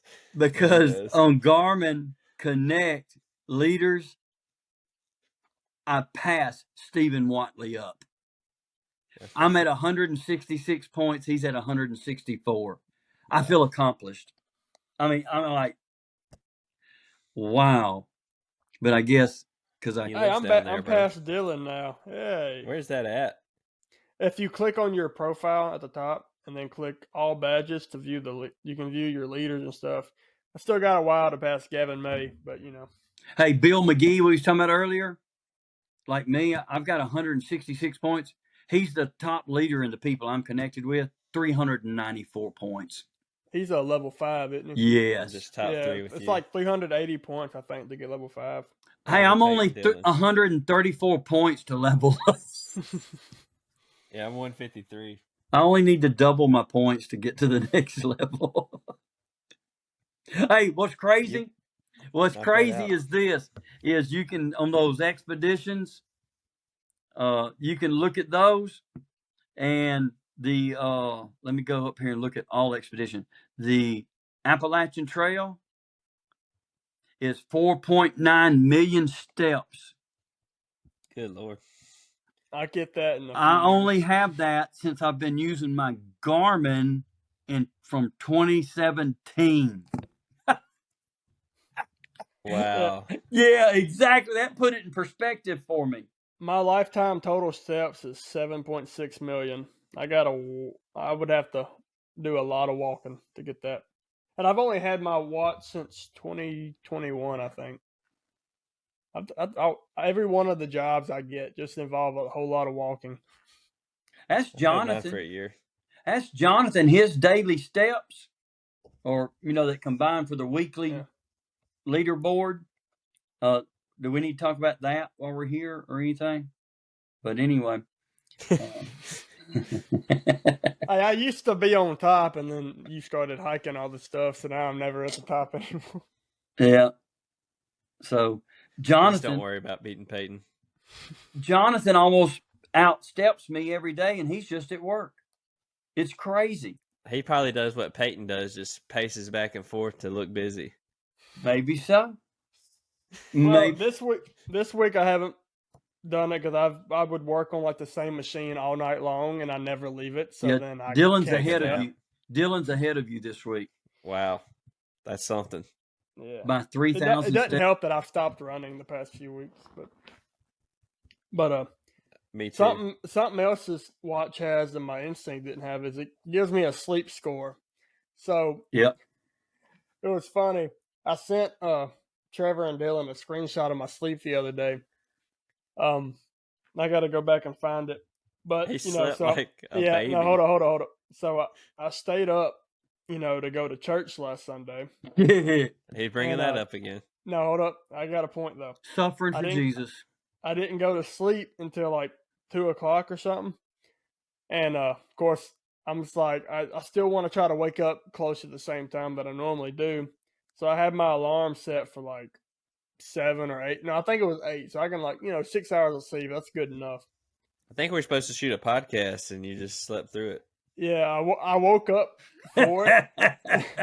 Yeah, I woke up before that time, and I told him, I'm awake. Yeah. And then went back to sleep and woke up at 10:00. No, that's right. I woke up at 7. Told you I was awake because we were supposed to do one at 8.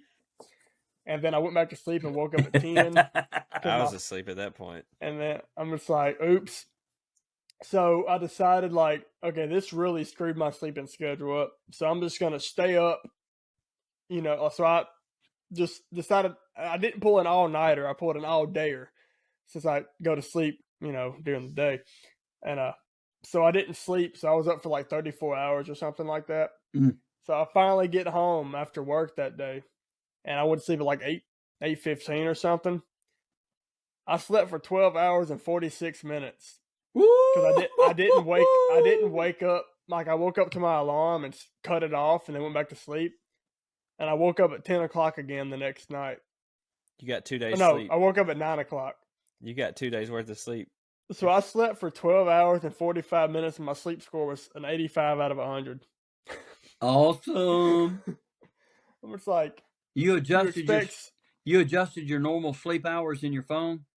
Yeah, I had to. They wasn't recording it at first. I'm just like, why? And I'm like, I got to look. And I'm like, okay, that must be why. So I had to change it from instead of 8 p.m. to 4 a.m., I had to change it from 8 a.m. to 4 p.m. and stuff. And now it tracks it all. Yeah. But I'm just like, how do I sleep for that long? And 85 out of 100. Just like that. It's unfair. Yeah, my 7-day average is 7 hours and 7 minutes. Yeah, that was actually the most deep sleep I think I've ever gotten. I've got 3.5 hours of deep.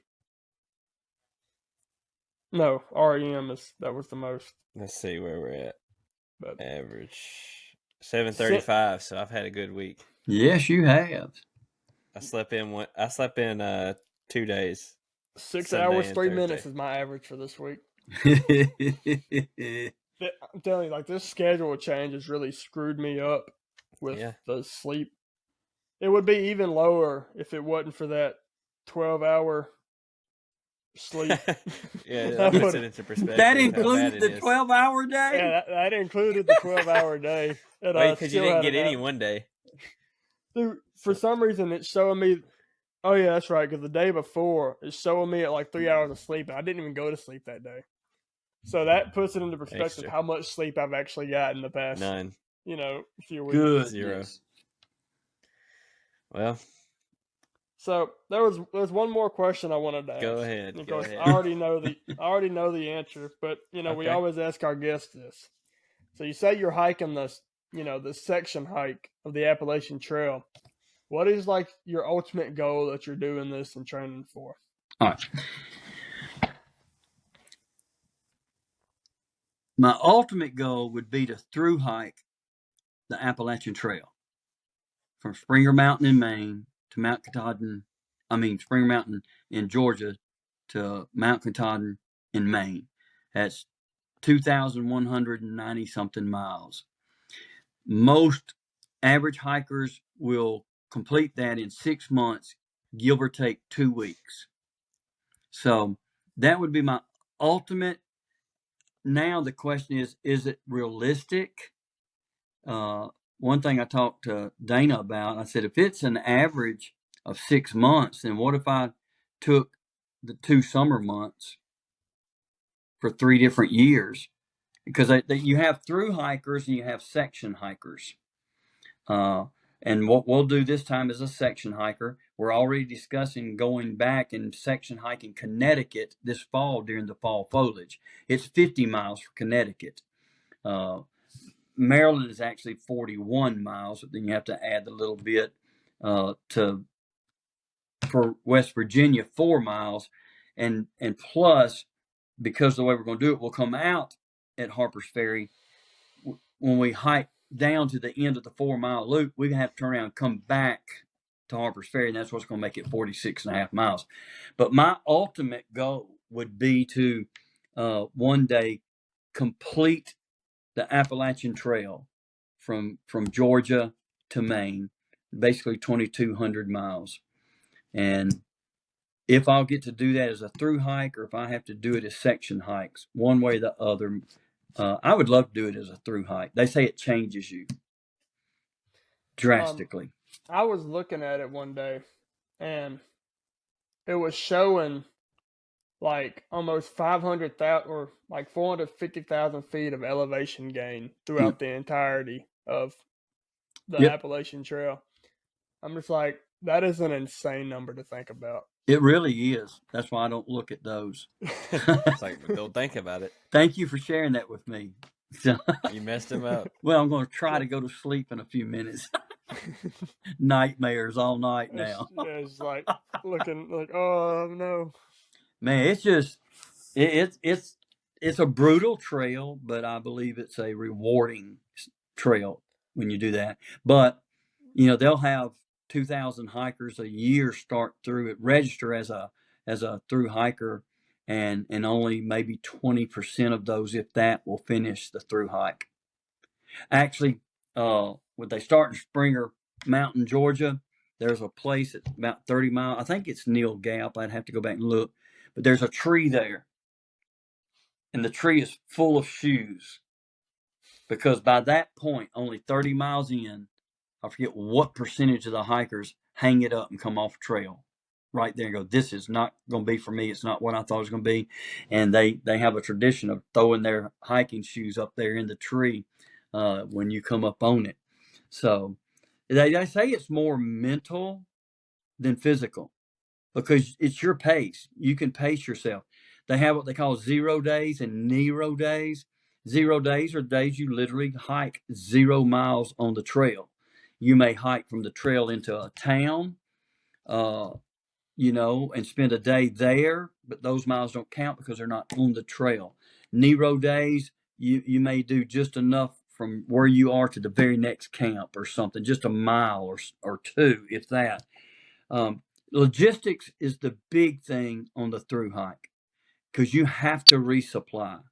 You have to have someone who either meets you along the way, or you mail package it, resupply packages. I heard a podcast yesterday of a Cracker Barrel that lets people ship resupply packages to the Cracker Barrel. And when the hikers come through there, they go to the Cracker Barrel. Of course, they eat, but they pick up their resupply box and they resupply their backpack with food and things of that nature.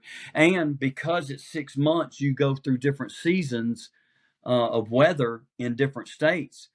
And your average shoe lasts how many miles? Like 500.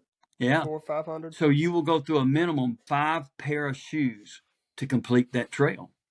I mean, you start thinking about these things and you're just like, oh my goodness. Like, I just did the math, and it was, in order to do that trail in 6 months, you would have to average just under 12 miles every day. And that's counting every day? Yeah. Yeah. That was me factoring in, like 31 days, 30 days, 31 days, Right. So 183 days in, like, for 6 month period, right. 11.8 7 miles a day. And the problem is that is a lot. Yeah, a problem with that is you will have 0 days, even if it's a necessity due to weather. There's some days you're just not going to hike because of weather. There's some days maybe because of elevation gain the day before, maybe a mild injury the day before. You have a 0 day. You have to recover from it, and you have a 0 day, so you can't even factor all those in. I went and looked. I think if you do that, divide that 2,200 miles by 12 miles, divide it by 12, and you get those days. You still come out to 6 months, give or take 2 weeks. It's starting at around the 11 mile per day to 15 miles a day. But understand, through hikers, they're a different breed. When you start, you're hiking those mileages, but those through hikers, well, after they've been on trail a while, they cover 25 to 30 miles a day like it's nothing. I mean, them dudes put in the hours and the miles. That would put you on top of that weekly step leaderboard for sure. Yes. Hey, that section we're doing in next month, there is a challenge for that, a 24-hour challenge. Now, they do it northbound. They do it from Harper's Ferry to the Penmar line. But it is the 41 point whatever miles. And they do that in a 24-hour challenge where they cover that entire 41 and a half miles in 24 hours or less. It's a 4-state challenge. You start with your foot in Virginia, take off through West Virginia, go through Maryland, and step your foot in Pennsylvania. It's a 4-state challenge in 24 hours or less. I'm not doing that. So Dylan, you talk about wanting to get hard. I think the Appalachian Trail is it, man. That's one way to do it. Yes. Now we're talking. So, what are there any like other major trails you're going to try to hit before? Well, here's some thoughts I've got. We're about to do the 46 and a half miles. I would like to do Connecticut this fall, 50 miles, not a big gainer. But then next year, I would like to do the Shenandoah Valley National Park. That's 115 miles. So if this shakes out good, hey, I may do this one and say, boy, that was about a stupid thing to do. I think I'll stick to the Jeep and day hiking. I don't know. But in my head, it sounds good. So if we can do this one and do the 50 in the fall, next year I want to do the Shenandoah Valley National Park, 115 miles. That should take 2 weeks. I would calculate to do that. And then there's another one, but see, this sitting on the AT. That's where I'm starting to go. Do I want to spend my hikes at this point in my life that every time I do a quote unquote long hike, it will be a section or a section of the Appalachian Trail till I complete that? Because if not, the Pinhoti Trail in Alabama to Georgia is 350 miles. That would be an awesome follow-up year after the 115 miles to then upgrade to that. But, I've got a page on my phone where it shows the mileages of each state. And I went and looked at that and said, I can start clicking these states off. Do Maryland and West Virginia now, do Connecticut in the fall.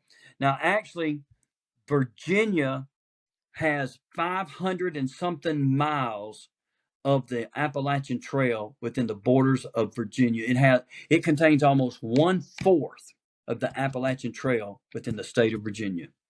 It goes through the Great Smoky Mountains. It covers 14 states. So, wow. That's the thing. And hey, y'all could do that. Just do a section hike or a section of a section. And that's the thing, a lot of people do that, and it just helps, especially if somebody's solo hiking it.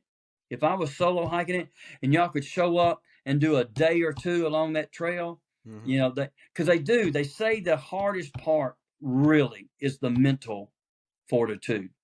Have y'all heard the 75 hard? Yep. Oh, yeah. You know, and I've thought about 30 tough. Do what?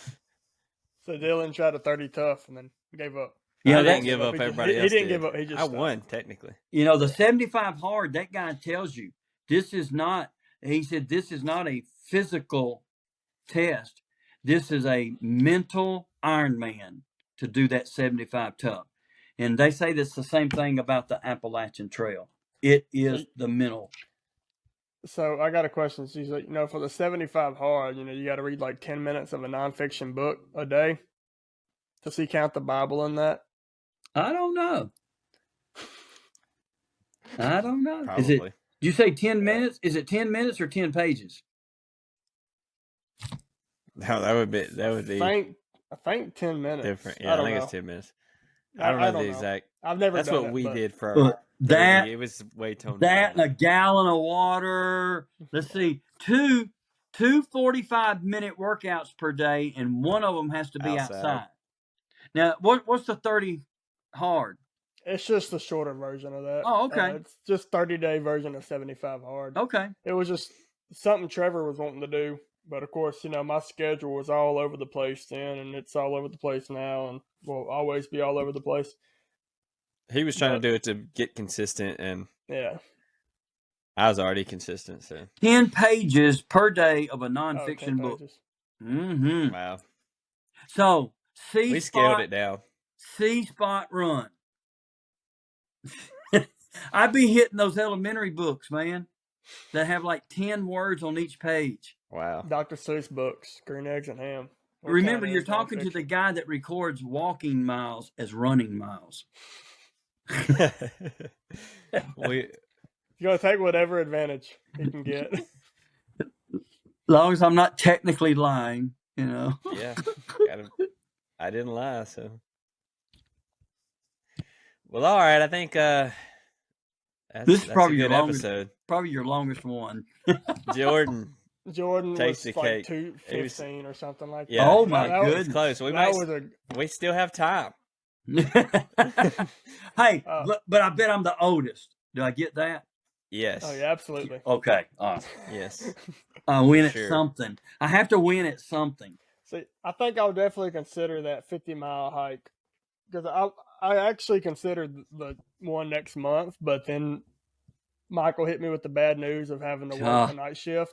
So I'm just like, well, hey, there goes that. That's another 20 minutes we could spend here. You talking about your supervisor or whatever he is. Yeah, but we probably don't want to go there. Yeah. So I don't think he watches it. I wouldn't get in trouble.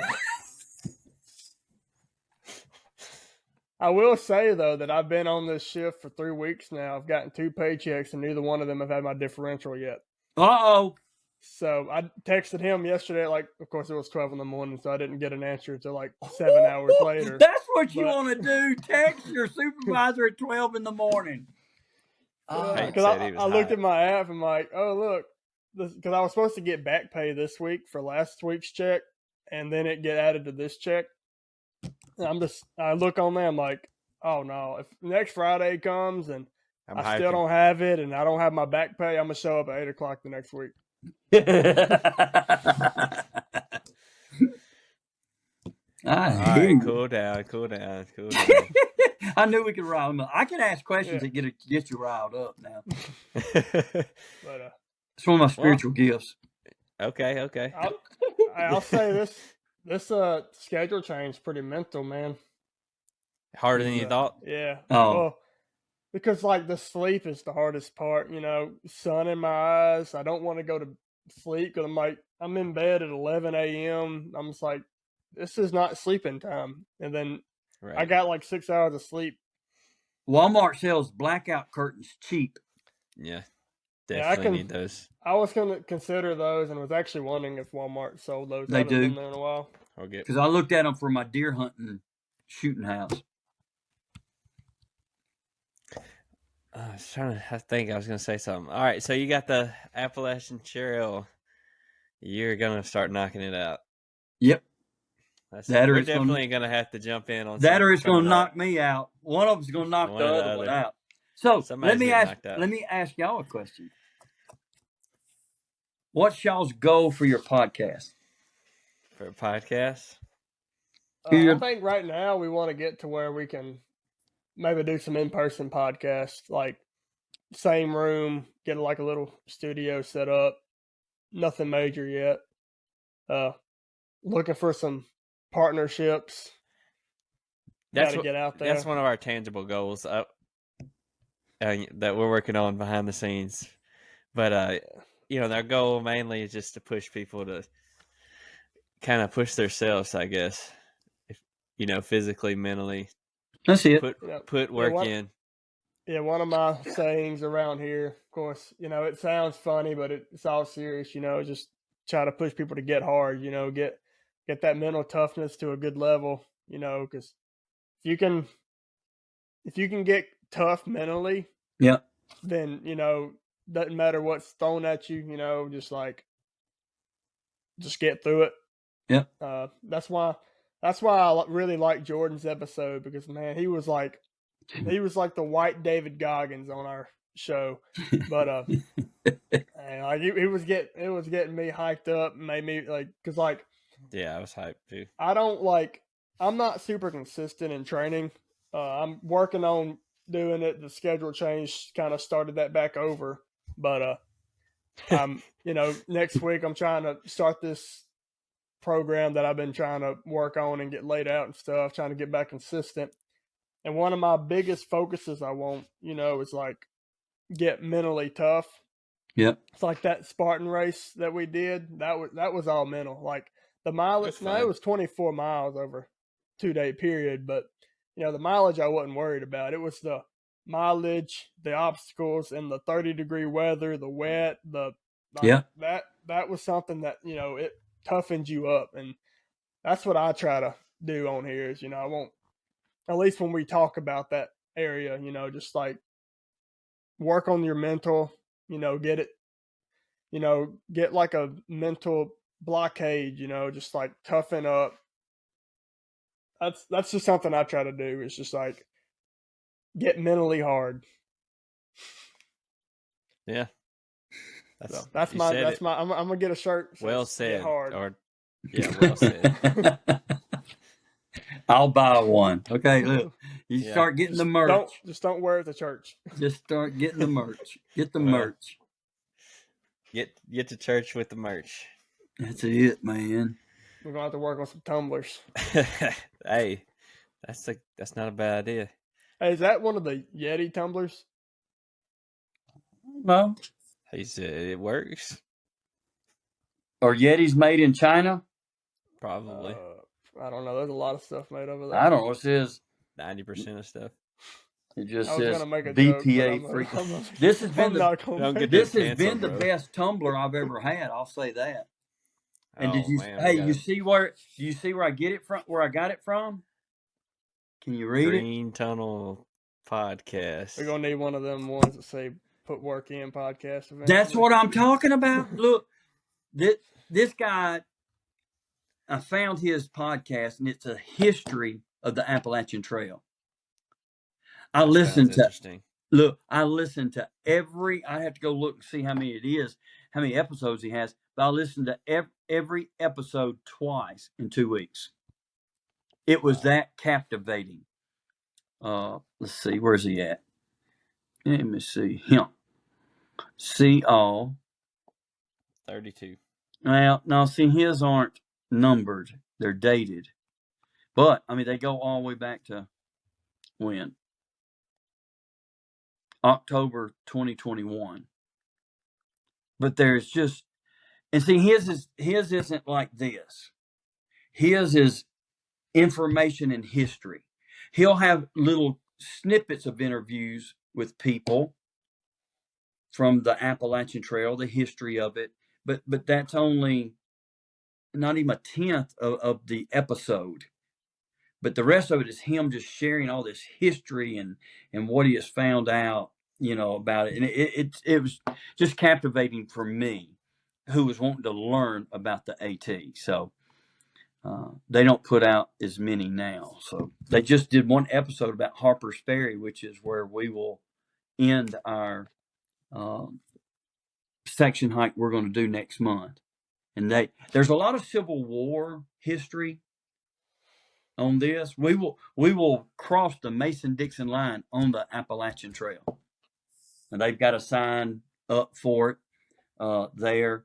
But John Brown, who tried to make a revolt against the Southern armies, was in Harper's Ferry.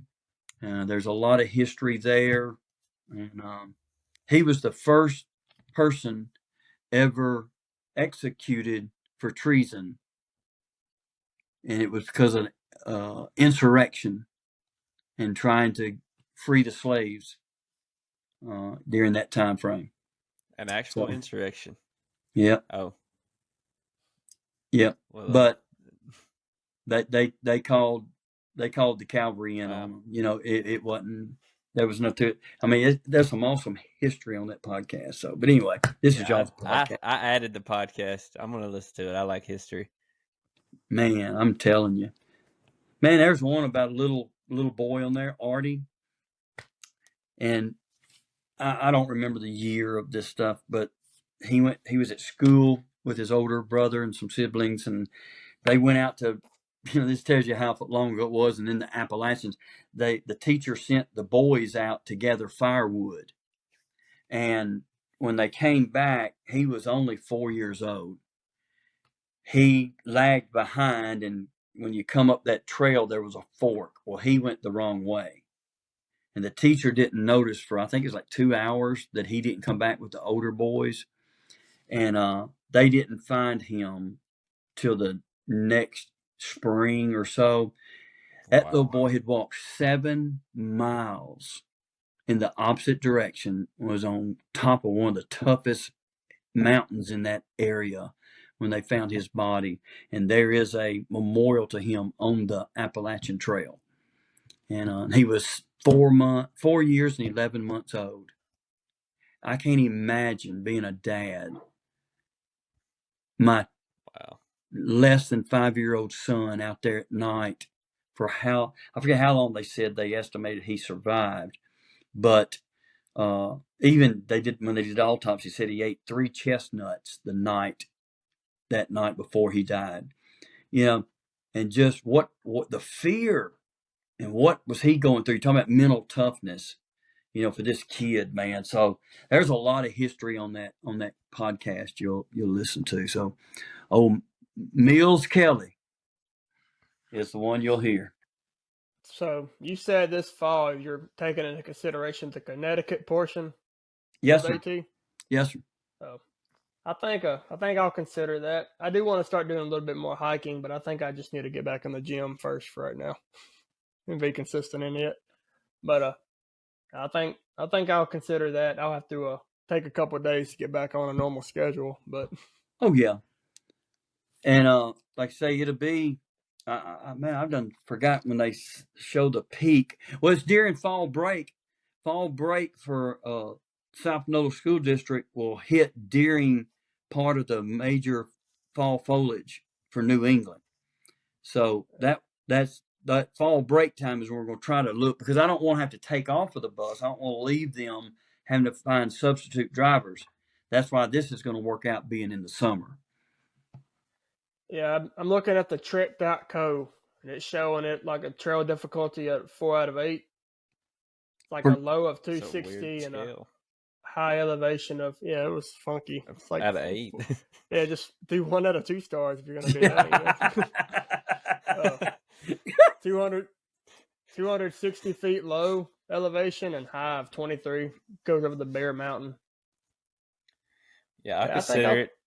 Consider that one. Now, one thing they say about the Connecticut, though, is that it gives you a taste of almost the entire Appalachian Trail. That you'll have sections of terrain on that 50 miles that is like almost what is spread over the length of the entire Appalachian Trail. But it's so. Go ahead. If I don't do the whole thing, the whole section, I'll at least do some of the training stuff with Peyton. Yeah, that'd be good. We can do some couple day hikes around here and get used to our equipment, shake it down. Didn't you say one of the things you used to do when you started out was like just throw a whole bunch of water bottles in your hiking backpack. Oh yeah. And then you just kind of like that'll be your weight, and as you hike, it goes Exactly. less in weight. That's exactly it. And and one of the reasons I did that even before was when I finally just came to grips with I couldn't run, to get my heart rate up. I did that to increase my heart rate, but now my heart rate won't increase with even my 40-pound ruck bag on most days. But anyway, yeah, that's because hiking, and there's you can hear that on a lot of those podcasts. They'll say gym is good, but it really doesn't prepare you for the trail. The best thing for that trail is, now I would say the step climbers are good. Incline, on the treadmill is good. And that's one of the deficiencies around here. The trail in Grenada, the Lost Bluff Trail, is about the only trail here locally that really has any incline to it at all. And isn't it like in like the 500 range or something like that? I don't think it's that much. It may be. I just did it the other day. But I know Sardis was only like 100 feet in like the entire trail, and it's like because I did it for like I've always ran it a couple of times for like Spartan training, but like miles. It was 448 feet of ascent over 2.21 miles at Grenada. I was going to do 6 or 3 laps around it, which would have given me 6.6. But I got on there and I was headed back towards the parking lot on the back side of it. And I see this clump of just real white, yellowish white clay looking mud ball. And I'm like, where did that come? It's just on the trail. I'm like, where'd that come from? I rounded the curve and I saw they've been in there trying to improve that trail. And they had dumped some of that yellowish looking clay on there with some rocks and stuff in it. But it was I went way up in the woods to get around it. So I'm just going to go back down there on a different day once that dries out and settles a little, because I'm going to use it some. If not, I'm going over here to Enid Lake and I'm going up and down the side of the dam. I've got to get more elevation training. You can do, if you go back there on that back loop of the nature trail at Sardis, and just loop what I call the lollipop, because it goes out and then you make that loop back there in the back. You can make that loop and just not come out, and just keep making that loop, and you get some pretty good elevation gain back there. Just go run up and down the levee at Sardis or Enid. Sardis won't let you touch their levee. Wow. Yeah, I was thinking of Enid when I said that anyway. Yeah. Well, yeah, Enid, I won't run up that dude. Yeah. I'll crawl up it, throwing up and everything else. Fall back down. It'd be pretty easy to get down. Yeah, except for when you come down. Yeah, because it's 3 levels across there. So what I used to do when I was doing the Spartan training, I would go up 1 level, jog a quarter of a mile down, go up another level, and then jog a quarter mile back, go up to the third, and I would just do it in sections like that. And that seemed to help some, but it's only like 100 feet from the bottom of that dam to the top of the dam. So that's, you're going to have to make some loops in that dude. Yeah. Yeah. So you're ready to go. I guess we can go ahead and wrap this up. But one thing I wanted to get from you before we go, if there's anything you could tell the people, you have free room to say anything. It doesn't have to be about hiking or anything. Just give the people something to end on. Tell them whatever, one sentence, one lecture, whatever you got to say, a sermon you want to break out. We got, we don't have a time limit. So, all right. Well, I'll try to make it short. I got all night. I had no clue you were going to give me this opportunity, but I will take it, and I would share this. If there's anybody watching this podcast that they believe they don't like God or Jesus Christ, my challenge would be that in most high probability, someone who claimed to be their representatives grossly misrepresented them, and the God and the Jesus you don't like is not the God and the Jesus of the Bible. There's nothing about them not to absolutely love. And that would be my one statement. You said it. He's been good to me. Amen. He'll be good to you. Yeah. Hey, if he'll be good to me, he'll be good to anybody. Good Lord. I'm his poster kid. You know, St. Jude, if they got a billboard on the Interstate 55, the left side is the worst case scenario of this kid that was brought in. The right side is the results of that worst case scenario after they, were brought into their watch care. I am God's billboard kid of grace. I'm like Paul. I was the worst of the worst, and I'm not the best of the best. But my life can show others there's hope in Jesus Christ, and God will love you, not in spite of you. He loves you. And here's the great thing. You shouldn't have got me started. Go ahead. Here's the good thing about Preaching. God. Here's the good thing about another good thing about God. God's love for me and for you is based on his character and not ours. And because his character never changes, his love for us never changes. That's it. Amen. That's the outro. If you don't take nothing else, take that. That's it. All Thanks, right, guys. If you don't have anything to do with fitness, take that home with you. Yeah, that's it. Hey, well, guys, really, I appreciate you. Appreciate you. One more thing, if you have any, you got something to say? Yeah, if you want to shout out your ambassadors that you have, Yeah, that's what I was like going to say. your Redcon and Mud Gear, everything else you got. Your codes, let Hey, them know. Mud Gear. We'll put them on the screen. Mud Gear is Take a Hike Fitness Mud Gear. That's the code. If you need help finding that, I can help you out. Great socks. Any OCR, material, their shirts. This is not a race shirt here. Hey, I've got on their shorts, their race shorts. I've got a pair of those. I have 2 pair of those that I bought in 2017, and I still wear them all the time now, and they're still in great shape. They back their socks are a lifetime warranty.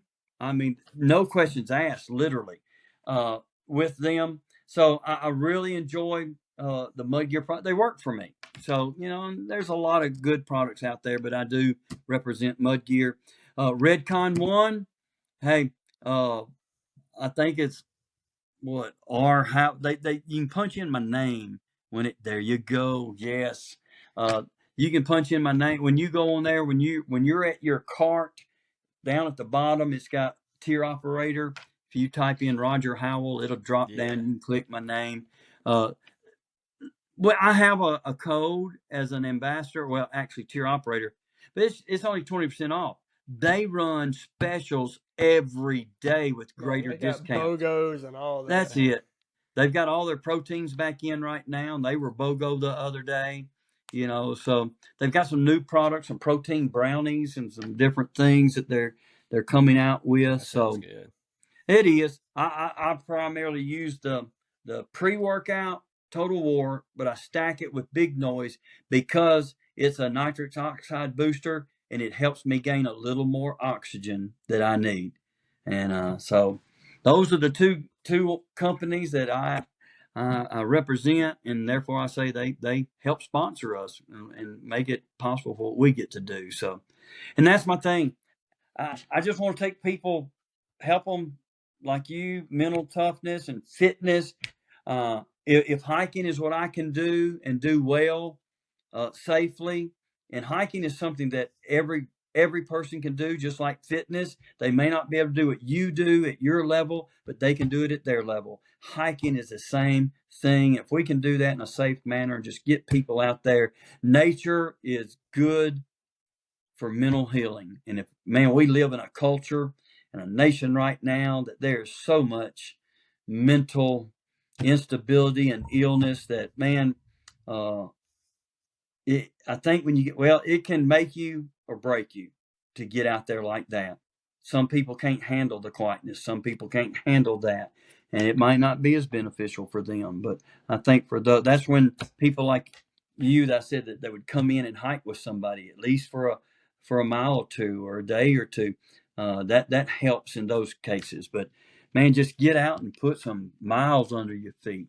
And I'll be glad to help anybody in this area that wants to get out. And I have Take a Hike Fitness on Facebook and Instagram.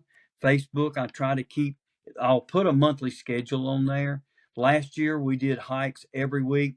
Every Tuesday was what I called Truth from the Trail. We did a hike, and then I shared a devotion. We videoed a devotion every Tuesday from the trail, and those were usually about 15 minutes. And then we would upload those. And the days that people were there or wanted to be in the camera, they were in the camera too. But really enjoyed those. And sometimes we have scheduled hikes, some are just last minute. When I have a few minutes, I'm going to hit the trail, and I would post that real quick. And we've had people, join. I've enjoyed that. I've enjoyed the company on the trail, and just helping people. So Take a Hike Fitness. Awesome. That's what it's all about. Get out there and get after it. That's it. No matter what it is, do it at your. That's what we're all about here. Yeah. I always try to encourage people, if they're intimidated, just get out and walk. And hiking's basically just like a colorful walk. That's what I told Jonathan the other day. I said, people talk about, man, you're going to do. I said, I know I've got a pack on. You can take that factors in. I said, but outside of the fact that I've got a backpack on my back with everything I'm going to need in it, I'm really just walking in the woods. That's all hiking is. It's a better walk. You don't, you're not on the road just like looking in the city and stuff. You're out, enjoying nature, surrounding yourself with nature. And, like we've had an episode before where we were talking about, how running and stuff can like really help, with like mental health and stuff. And I think, like I was saying earlier, one of our goals is like, getting people mentally tough, but really it's just, get people into fitness. It's just, there's a whole lot that comes into fitness, health, like just physical health, mental health, spiritual health, everything, just like any goal in any area of life is good for mental health, especially if you will put, as you said, some consistency in it. With my dumb personality, I'm one of those go hard or go home, and that wasn't good, trying to start that way. It didn't matter if it was in the gym or on the trail, that you can injure yourself, which defeats you and can hurt you mentally. But if someone will set realistic goals that challenge you, but realistic, and they will consistently try to improve on where they are towards the goal they've set, that is good for mental health, regardless if it's in the gym or in the woods. There we go. You said it. I think we really appreciate you coming. And hey, I thank y'all again, guys. I really appreciate y'all letting me be a part. Oh yeah. All right. We'll have to get you back on after the section hike and get your thoughts on it. Sounds good. Hey, may have to have a couple of the hikers sitting here with me. Yeah, that'll work too. We can do it with, have David and them stop by and they can talk about it. Yeah. I think that'd be a good idea. Good. Sounds good. All right, and if you want to, thank you guys. Thank you. If you want to, after you leave, just leave the app. Don't close the app, so it'll upload. We'll let you know when it's done. Okay. Appreciate you guys. All right, thank you. Oh, yeah. It was good having you. See you. Bye-bye. I think you got to hit leave or something. Let me see. I see a red phone up there I can hang up. Hear about this. That's it. I got you. There we go. All right, well, Roger has left the chat. Yeah. Good episode, man. Yeah, that's pretty good, man. We he PR'd our links. Yeah, I'm gonna say PR'd our episode link. Yeah, he beat his son Jordan. So you see who Jordan gets it from. Yeah. Oh, he's got a lot of family we can have on. Yeah, that's a whole lot of talking. Man, that was a good episode. Really interested to get into the hiking and camping stuff. That's just good old nature, good old fun. He said it said uploaded already. Well, there we go. And give Peyton a follow on his IG, man. He's out here. He was deadlifting 315. Not too long ago. Now he's hitting 500. Yeah. and look better doing it. I don't have access to that video. It's crazy. That was on my old Facebook. Yeah. But like I remember catching it in a memory. And it was like, what was it, January something, 2018. I hit 315 for the first time. It's crazy how you were deadlifting 200 pounds less in your form and it just looked bad. But then you go to now when you deadlift like 200 pounds more, arguably probably harder, definitely felt heavier, but it looked a lot better. For the people that are actually watching the video, let me pull this thing up. Spotify and YouTube. Don't mind the Discord message that pops up. Let me see if I can get this in view.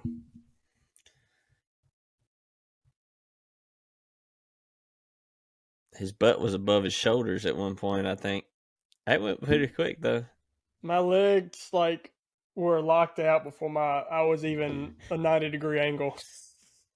That's crazy. It was like, yeah, so you have room to improve, guys. So y'all go out and get after it.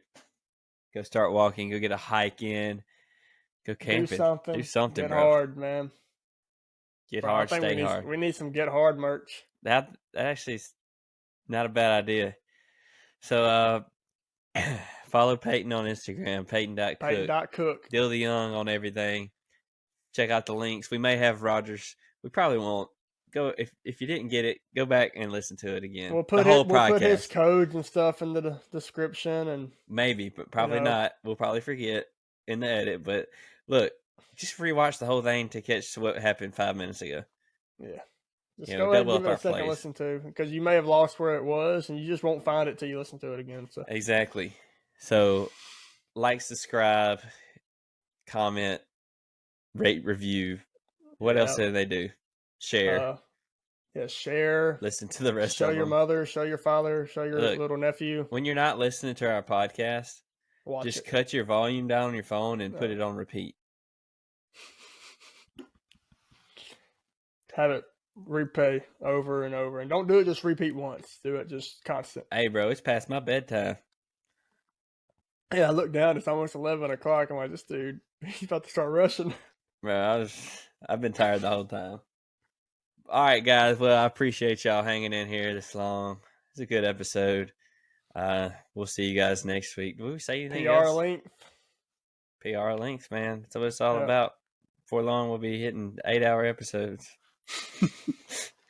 Had to put them in 3-parters. Peace out. See y'all. Peace.